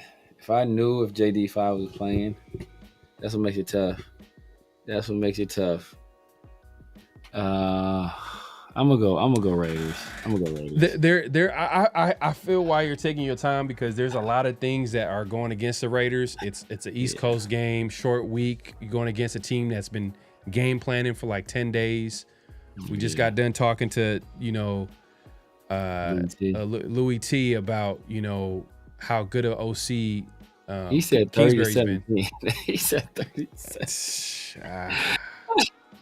He said 30-17, man. And he said it. He said like straight face, not even smiling. Like, hey, this is what it is, bro. Exactly. I'm not gonna lie to you, man. My credibility's on the line. I can't lie to you, bro. He came in like it's like somebody coming in your house, opening your refrigerator, drinking straight from the bottle of water. Like he ain't put it in a cup. He drinking straight from the jug. Close it up, put that thing back, looking at you dead ass in the eyes the entire time. Like that's the kind of disrespect that 30-17 was. I mean, I almost want to do it, man. I've been saying it. I predicted last week. It didn't happen. I think it could have happened. Jeanty needs a big game, man. I think all the noise being on it this I thought it was this last week though, bro. I thought it was. That's what I thought. But we did need it. I think we did need a big game out of it. We lost. I think we need a big game out of this week. I think all the noise and attention on the run game, all the questioning of how many touches and carries he's gonna get, I think that's gonna nudge them in the direction of giving him more touches. With their linebacking core, I think that could lead to some. I think it did in Lobby too. I think Lobby is gonna be able to create as well. In that area of the field with those matchups. So. I got a squeaking one out, 21-17. All right, here you go. Raiders across the board. Ben also went with the Raiders. He said 23-20 is the score. Oh yeah, I got to give a score prediction. I'm gonna go. Man, if Jaden Daniels plays, yeah. Damn, it's just like, damn, is Brock Bowers gonna be healthy? Like. Yeah, it's like it seems like there's an opportunity here for him to like actually get out too, though. I don't know, man. I like Mayer, but he's not like an explosive option. Like he's just another possession guy. You know what I mean? Like the Jeanty. He said he's like what? The Jeanty of tight ends.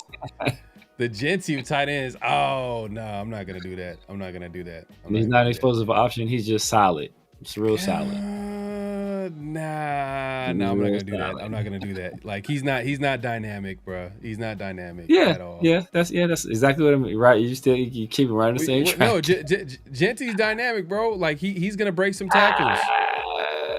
Hey, I seen a little. I've seen some. I seen Michael Mayer break some tackles. So funny. We're gonna have to actually go and see that. Like for me to believe that. Yeah. I seen him break some tackles. I want to say yes, but I'm like, we have to. So the fact that we got to do that and be like, okay, in 2022, game 3, we got to look at like an older game like that and try to figure out if he broke some tackles. And I'm not saying he can't. It's just I've seen him do it.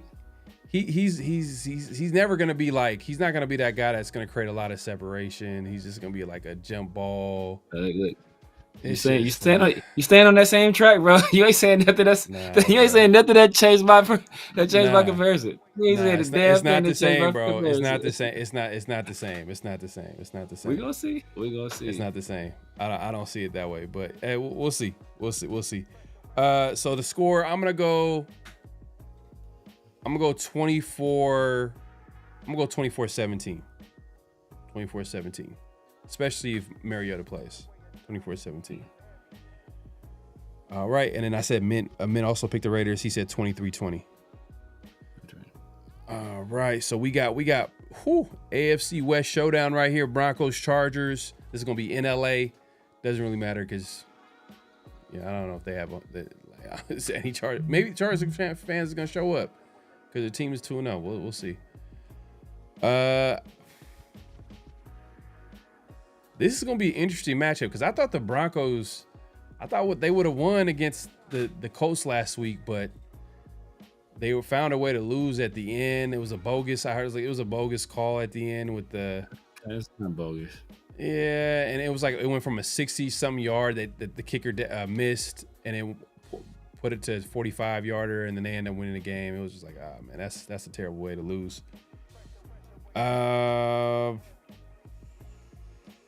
You know what? I think the Broncos get tested this week. I think the Chargers get tested this week, and I think Broncos get back on track. I'm going Broncos.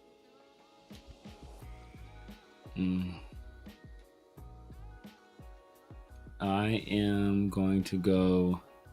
I just think Bo Nix is trash, bro. I just think I'm not impressed with Bo Nix at all. Like, I wasn't impressed with what he did last year. A lot of people was big Bo Nix fans. I don't think he had I don't say he's trash. I don't think he's trash. I'm just not impressed with Bo Nix. I think he's just a meh quarterback. He's just okay. I think he's going to be that. I think he's going to be like Geno level quarterback his entire career. He's not going to be like bad. He's not going to be great. He's going to be like, hey, you know what? Hey, he can do this for you. He can do that for you. But he's not going to be a guy that's going to lead you to the promised land. Yeah, and I don't have any problem with that, especially him being a Denver Bronco quarterback, and he's going to be an all right quarterback. So that's fine with me. Facts. I wish he was trash. Just like what was the other quarterback that before he got there? It was obviously it was Russell Wilson, but before Russell Wilson, I remember, I was glad he played for the Broncos. It was almost like I knew that the Raiders were going to win. I think he's the backup quarterback for Seattle. Drew Lock. Drew Lock, yeah. Drew Lock. Drew Lock. Yeah. I'm going Chargers. I'm going Chargers. And I think PS2 is out too. I think I saw him get hurt last week. I don't know what his status is. I saw him get hurt though. Look, so Bo Nix had 3. Yeah, that's what I thought. He had a solid game. He had like 3 touchdowns, 1 interception, 200 yards. So he did all right. I mean, he didn't do it. He didn't have a bad. He didn't do anything to lose a game. I mean, I got to see when he threw that pick though. If it was at the end of the game or it led to them scoring some points, but they should have won that game. That being said, Mint also has the Broncos. All right, man. So you got a couple of upset games here. Yeah, interesting. All right, we got Saints Seahawks. This is in Seattle. I'm gonna go Seahawks. Taking a home team.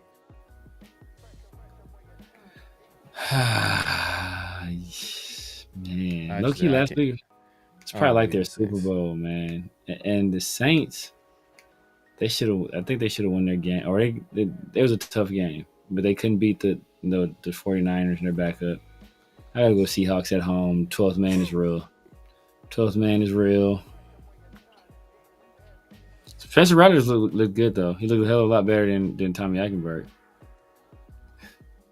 Yeah, he didn't look too bad. He didn't look too bad.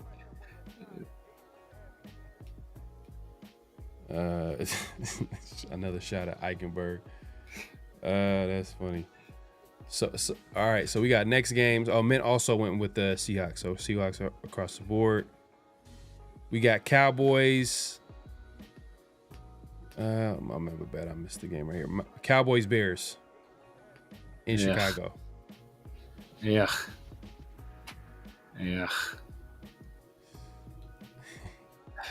Cowboys, man. The Cowboys are disgusting. The Bears are disgusting. Caleb Williams is disgusting for several reasons. Damn, like, so against the Lions, they got 52 points dropped on that defense. Yeah, bro. And then they're going against a Cowboys team that's pretty loaded on offense. Pretty loaded on offense. But the Cowboys defense is low key kind of suspect too. Can't really rush the passer, but they did pick up Clowney. They picked up Clowney. It's funny, they signed him the same day they won against the Giants. It's hella funny. Like, that's some Jerry Jones shit right there. He didn't even wait. He just, after the game, they announced that they signed Clowney. That's hella goofy. Get on over here. That's hella goofy. Like, I've never heard like the same day they sign a player like right after the game. Like, that's weird. Like, usually weird. It's like that Monday and Tuesday. Like, we hear like, oh, the Raiders, some team, they'll sign a player. But you got the Cowboys? Yeah, I'm going Cowboys, man. I just don't. Yeah, I just don't trust the run game. I don't trust Caleb at all. Mm-hmm. Is this the bounce back? After getting after you get your ass whipped, a lot of times you come back and you have a strong game. But I just don't trust Caleb, man. To be honest with you, I just don't trust Caleb. Man,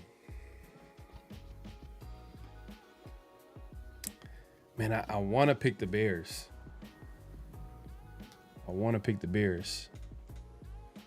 Because I feel like this would be a very good defense for them to get back on track offensively. Mm-hmm. And they just got blown out from the Lions. I'm gonna go Bears. This is gonna be my upset. Let me see who Mint picks. 52 points drop. Like, that's yeah, he goes Cowboys. Yeah. All right. Yeah, I will say the Bears don't got no Malik Neighbors. The Bears ain't no Malik Neighbors over there, bro. Malik Neighbors is a different kind. They got DJ Moore, Rome Odunze. They got a couple of tight ends. Yeah, the running game is kind of like I don't like him at all. Colston Loveland. I don't think Colston Loveland or Cole Kmet really been doing a whole bunch this year. See, that's a team. Jeanty would have been perfect for the Bears. He would have been perfect for the Bears. Oh, I wish they would have traded up. I wish they would have traded up for him. Would have been smooth. Would have been smooth. That's funny. Yeah, man. But yeah, like I said, now they got those guys. Ain't none of those guys in the league neighbors. Ain't none of those dudes in the league neighbors. Ain't none of them. So. Yeah, but I mean, it's still. I mean, DJ Moore is a number one receiver. He's just not. He's not Malik Neighbors, but he's still within that, I don't know, like low end number one, maybe mid number one, whatever you want to call him. But you ain't heard a lot about DJ Moore since he got to Chicago, because his quarterback's been Justin Fields and Caleb Williams. I mean, I think did he get 1,000 yards? I think he got 1,000 yards of Justin Fields at quarterback. Possibly. Yeah, I think he did, but he was a rising star in Carolina, and then he went to Chicago, and then yeah, definitely, man. And we got the Cardinals. Oh yeah, and then Mitt, he went with the Cowboys as well, so that's gonna be an upset. It's gonna be my upset pick. So I guess We'll see what happens. Cardinals, 49ers, division rivals. It's going to be in San Francisco. Cardinals 2-0. Yeah. You know what? I'm going Cardinals. I'm going Cardinals this week. What is Mac Jones going to be the quarterback still? Okay. Yeah. I know the 49ers are at home, but I'm going Cardinals on this one. But your boy Will Johnson, I think he's hurt. Oh, that's tough. I'm going Cardinals. You going Cardinals? I'm going Cardinals. This is last year's pick. This is last year's pick right here. Cardinals is last. This is like we always say that like Cardinals always play 49ers good. Yeah. Yeah. Let's see what and Mint also goes Cardinals. Okay.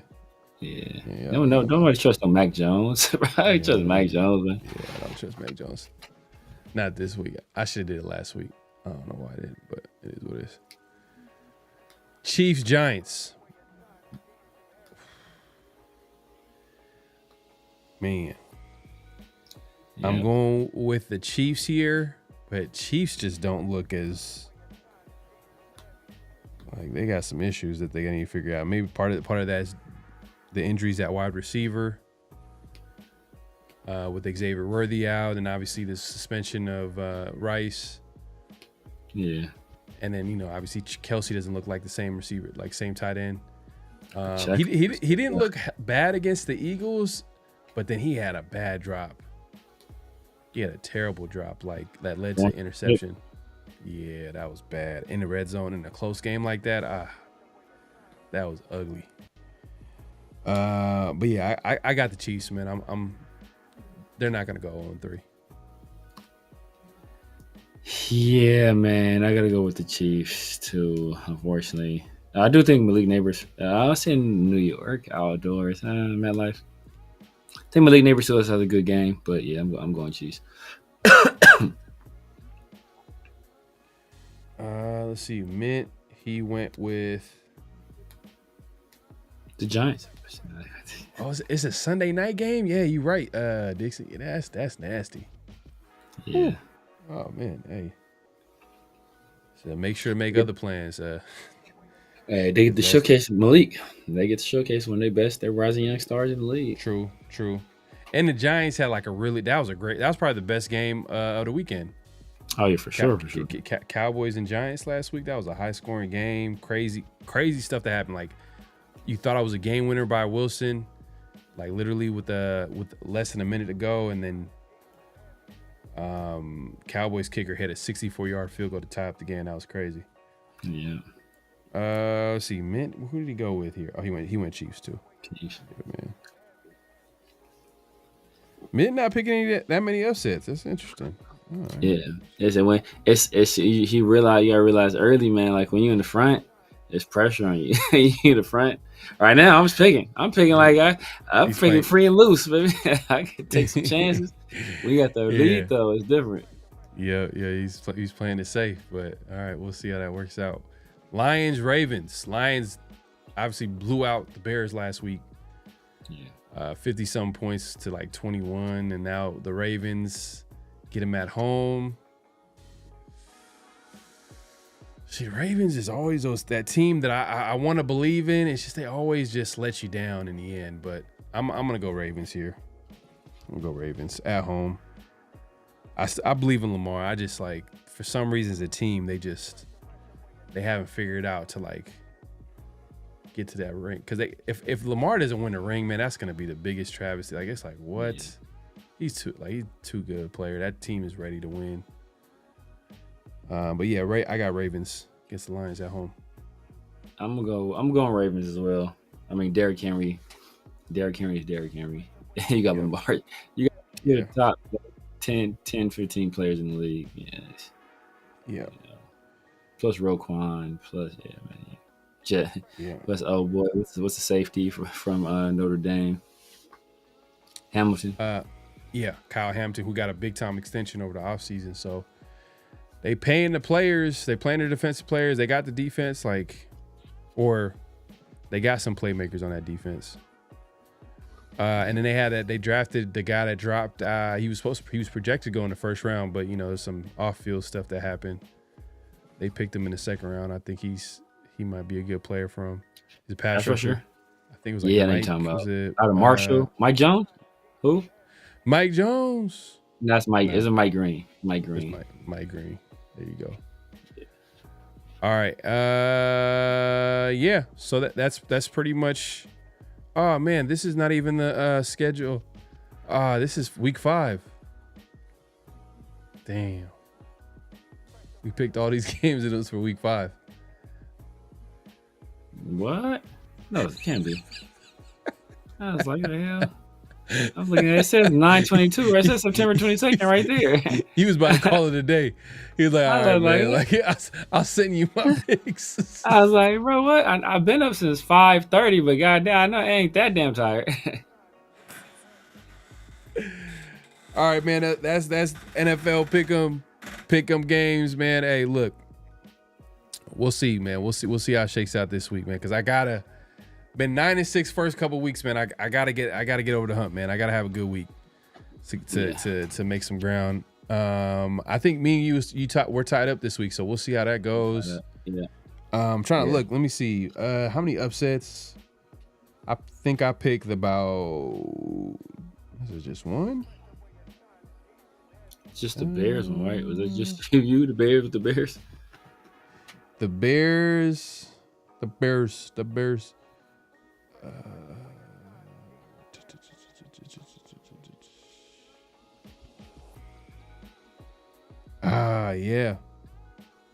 Yeah. Yeah, that's. Oh yeah. Yeah, and you pick the Texans over the Jaguars, and what was the other one? Oh, and the Bengals. That was a random one. I like those two. I like those two upsets. Those can actually happen. Like that. Damn, I didn't pick no upsets, huh? Outside of the Bears. Might be a little inside information, but I don't think Jalen Johnson is playing for the Bears, so that's why I didn't pick them too. Oh yeah. Oh man, that's cold blooded. But he didn't play week 1 either, and they're still had a nice still lost, lead. Right? Yeah, they still lost. But, You said that like it won. Oh my god! And they're going against Cowboys receivers. Damn, you said that like they won. Like he played we won either. They lost. Well, it's not because I felt like it was more because of the offense, not the defense. Yeah, it was. Well, they gave up to that 21. Yeah, but you know what? Like I'm not looking at like the Bears as like a juggernaut defense. I'm looking at them as like, just good enough to get it done. But yeah, man, Jalen Johnson.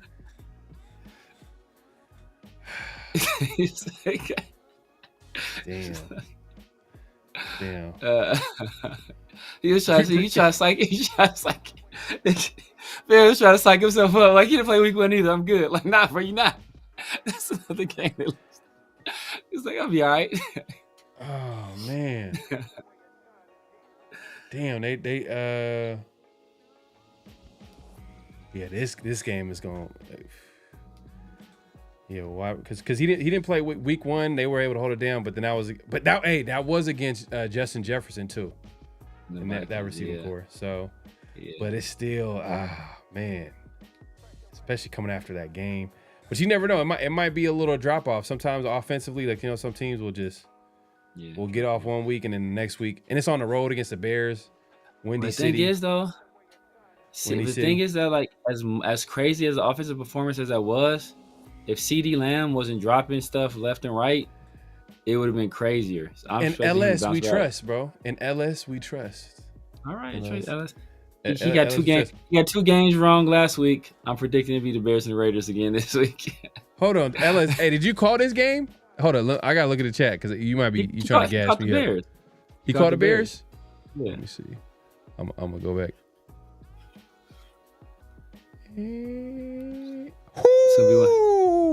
Yeah. Hey, It's look. It's gonna be one of his two losses. the Commanders LS, and you're still not gonna win that bet, LS, with Jacoby Myers, but you might get this one right. Okay. You might get this one right, man. Just see, look at the chat. Look at the chat. The two teams that got him last week got him. It was the Bears and the Raiders. Oh, damn, LS. You should have kept that to yourself. You should have kept that to yourself, bro. Like we could have just walked out of here with our head high. Now we frauds. I was playing. Oh man.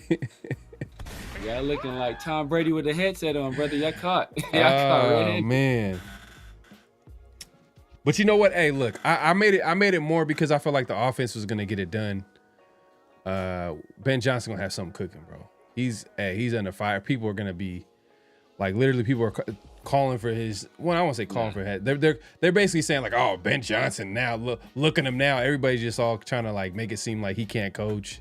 Yeah. And we'll see. It's a long season. It's only been 2 games or whatever. And people act like the Bears were supposed to be a Super Bowl contender, that Ben Johnson's there. Like, it was going to take time to develop.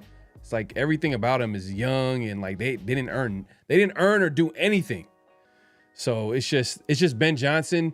He kind of did it to himself, where he kind of like, took his time to choose the place to go to. So now everybody's all like, oh, you took your time to lose. Yeah. Coach said it, man. He says, Ben Johnson, I guess I'm gonna have to believe you, man. Ben Johnson can't coach, I guess. That's what it is. Ben Johnson back in after that 52 points, bro. That is Ben Johnson dirty. That's what I'm saying, bro. Hey, look, I gotta pick an upset. Every time I try to pick a win, like, because let me see. You know what? You picked 3 upsets. I got the Bengals, I got the Texans, and what's the other one? You got the Chargers. You got the Texans. And I got the Bengals. And you got the let's see. The Bengals, right? Oh yeah, the Bengals, and you got another one. All right, another one. Okay. Yeah, you got the Jets too over the Bucks. Man, that was risky. Look here, Jalen Johnson. I'm trying to get your butt. Man, it's just Chargers, Bengals, and Texans. Those are the 3 games. So, hey man, you about to owe me and LS after Jacoby crossed that 1,200 yard mark. Me and LS gonna be right this week, but he just gonna be wrong about the Jacoby Myers. He said he about to get 1,300 yards. I think he said 12, but he said he's on track. Hey, you know what's gonna be a what's real? You know what'd be a good what's real, what's not for 50-50 show? What's that? Geno Smith will get 17 interceptions this season, or 15 plus interceptions this season. He's what's past pace. Yeah. I'm just saying. I'm not saying it's gonna happen, but it's a good little kind of a debate, because last season he had 15. He's throwing a pick in every game. Louie T is making jokes talking about if you can't get a turnover off for Geno, then you ain't gonna never get a turnover, because he's hella aggressive. He's super aggressive. Yeah. Oh, you trying to change it now? Come on, bro. What happened? He said 1,200. It was the bet. The bet was 1,200. The bet was 1,200. Yeah, but he said he's on pace for 13. So he letting you know that he's already exceeding that. Okay. Yeah, you know what? Hey, we'll see. We'll see. He can get averaging 2 a game, DC. I think he's gonna clean it up because the Commander secondary. To be honest with you, I can see, you know what, Myers might possibly get that, because it's really nobody else on offense that Geno really is throwing to. Tucker hasn't really stepped, he hasn't really had a breakout game yet. Mayer, five catches for 38 yards ain't gonna really do anything. You know what I'm saying? So. Okay. That first game, second game, that he barely played. I don't think he really played that much, even with the injured Brock. That was weird. Facts. They didn't. Yeah, I think they were trying to keep some speed on the field, but but know what's crazy? I was talking to my boy who watches the show from time to time. He ain't a Raiders fan, but he reminded me of our overreactions. I remember during preseason, he was like, "Man, we such an overreaction. I thought you were stupid." It's like he's like, "Bro, you low key and I didn't even believe my own overreaction. I was like, "Man, you low key on pace to do it." Let's say we're gonna be a bottom 20 rushing team. I'm like, bro, I would never thought that was gonna be a real thing. That was just me just being mad because Jeanty looked like trash the first preseason game. But if we don't get this thing in gear, man, it's gonna be all bad. But don't put it all on Jeanty. I feel like you're putting all on Jeanty when you say that the running game is trash. Like, no, it's not. But if I draft you at 6, bro, Like, I'm expecting you to be top 20. I'm expecting top 20 rushing performance. If I draft you running back at 6. I understand, but then if you also say that, okay, the floor is set by the offensive line and the ceiling is set by the running back, but what happens if the floor is below average run blocking? Is like literally terrible offensive line play, which has been been pretty bad. I mean, pass. You know what happens in that situation? You know what happens in that situation? I know what you're about to say. You wasted that fucking pick. That's what happened in that situation. Oh man, hey man, it's been a great show. We appreciate everybody coming through and supporting the show. Make sure to clock in, hit that like button, hit that subscribe button, hit that notification bell. Les says Myers gets 65. Yeah, he did. Yeah, man, he's slow. Hey man, I'm not gonna lie. Hey, we'll see how it shakes out. Right now, it's not looking too good for me to win that bet. Has the team ever drafted a running back top 10 and still finished bottom 5 in rushing? Oh, maybe the Saints. I don't know what Ricky did his first year. What did Richardson do his first year? Richardson, he balled his first year. I want to say. I think not balled. I think he was pretty good his first year. He wasn't trash. Because remember, he got traded. He got traded for some first round picks. Let me see. Top 10 drafted running backs. I don't even know how to.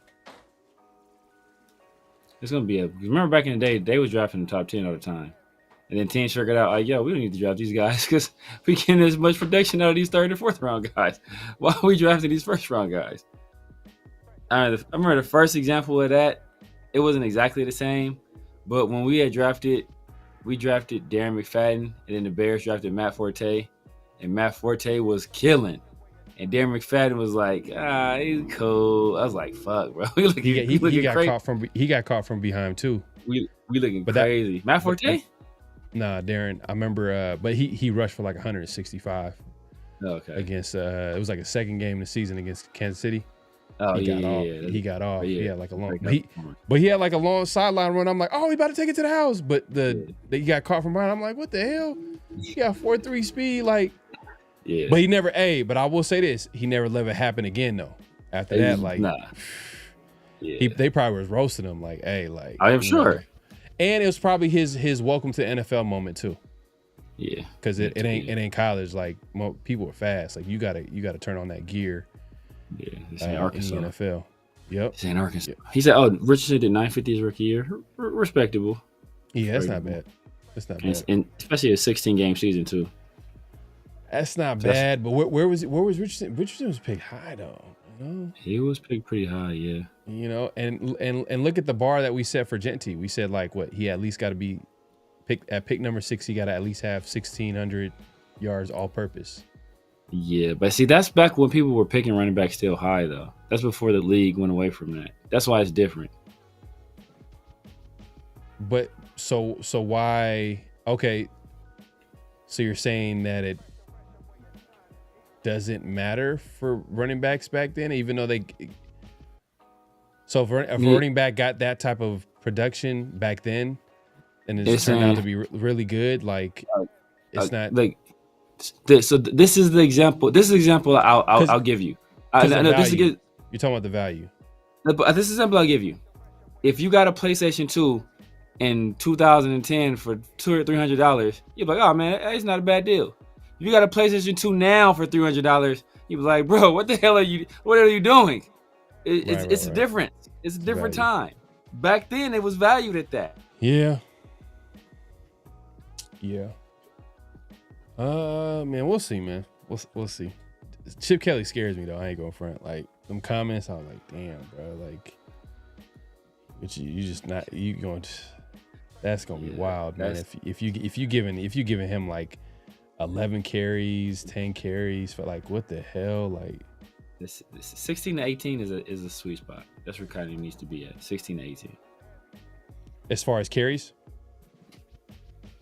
16 if you give him at least 15 and then like maybe 5 more touches in the pass game or something like that, like 3 to 5 more touches, then I'm all right, that's cool.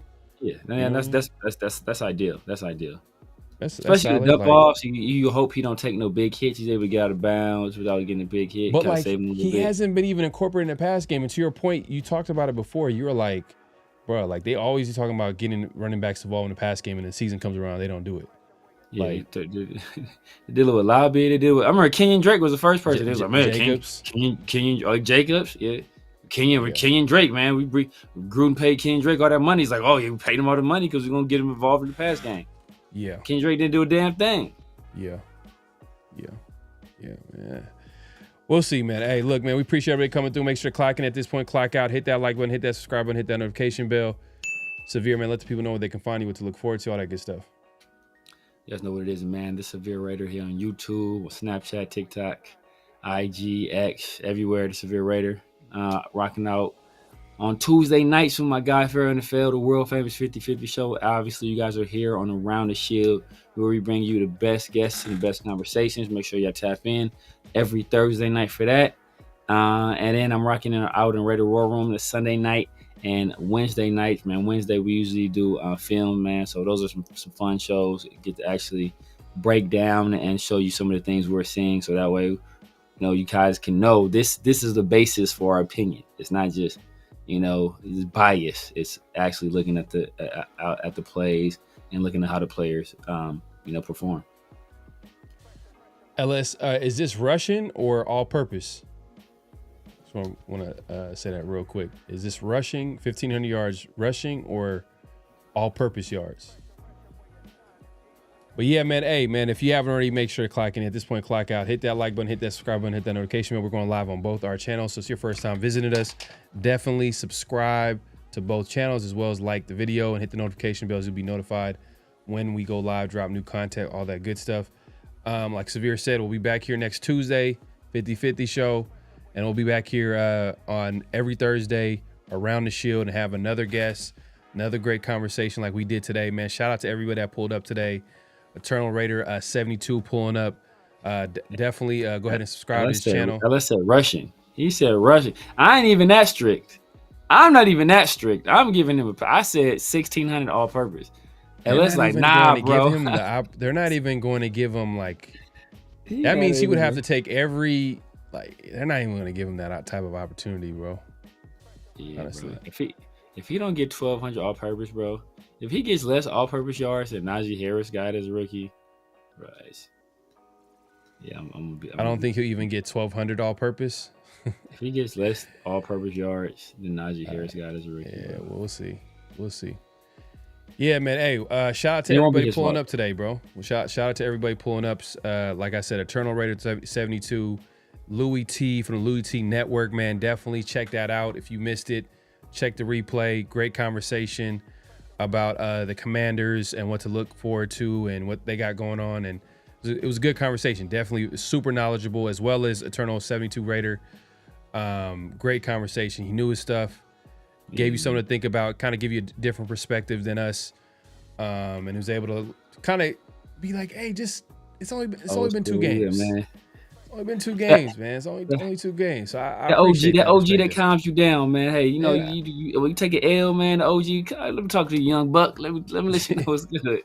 That's what he was today for us, man. Calm us down a little bit, put us in the right frame of mind, man. Put things in perspective.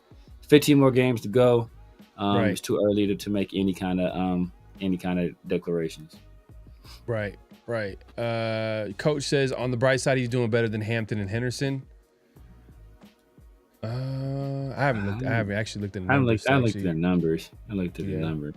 Yeah. I don't know about better than Hampton. Well, Hampton did have that fumble, so you give him that. Yeah, and he really didn't do too much in the first game. Second game, he played against us. So I really didn't notice him too much outside of like him fumbling, maybe a run that he did get a first down in, maybe a 5, 6 yard, 7 yard run. But yeah, they haven't really incorporated him. I think Najee Harris, I think they trust him more right now. But that's kind of like to be honest with you, there is kind of a common theme here. Like a lot of the coaches, they're kind of easing the rookie running backs. Like they're not like going all in and giving them 20 carries a game. Like a lot of them are just either getting like Henderson, like I don't think he's barely getting any touches on offense, to be honest with you. Like, so that's kind of a strange thing, but you know.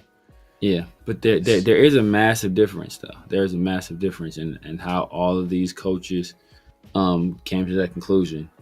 And they're able to come to that conclusion because their team didn't draft running back at number 6. So you can't ease those people into the.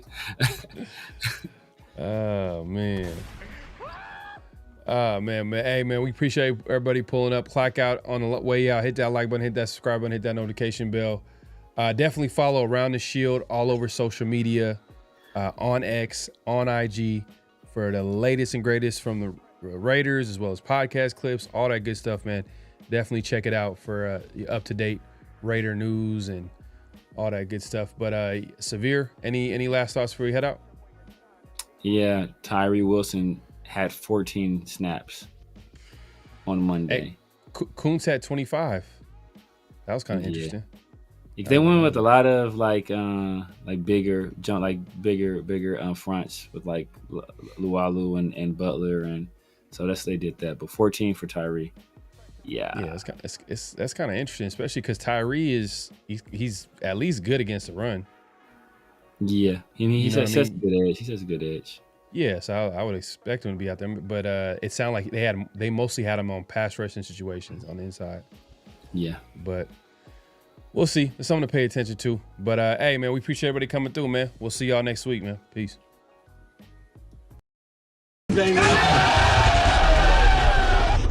Hello? You play to win the game. You don't play to just play it.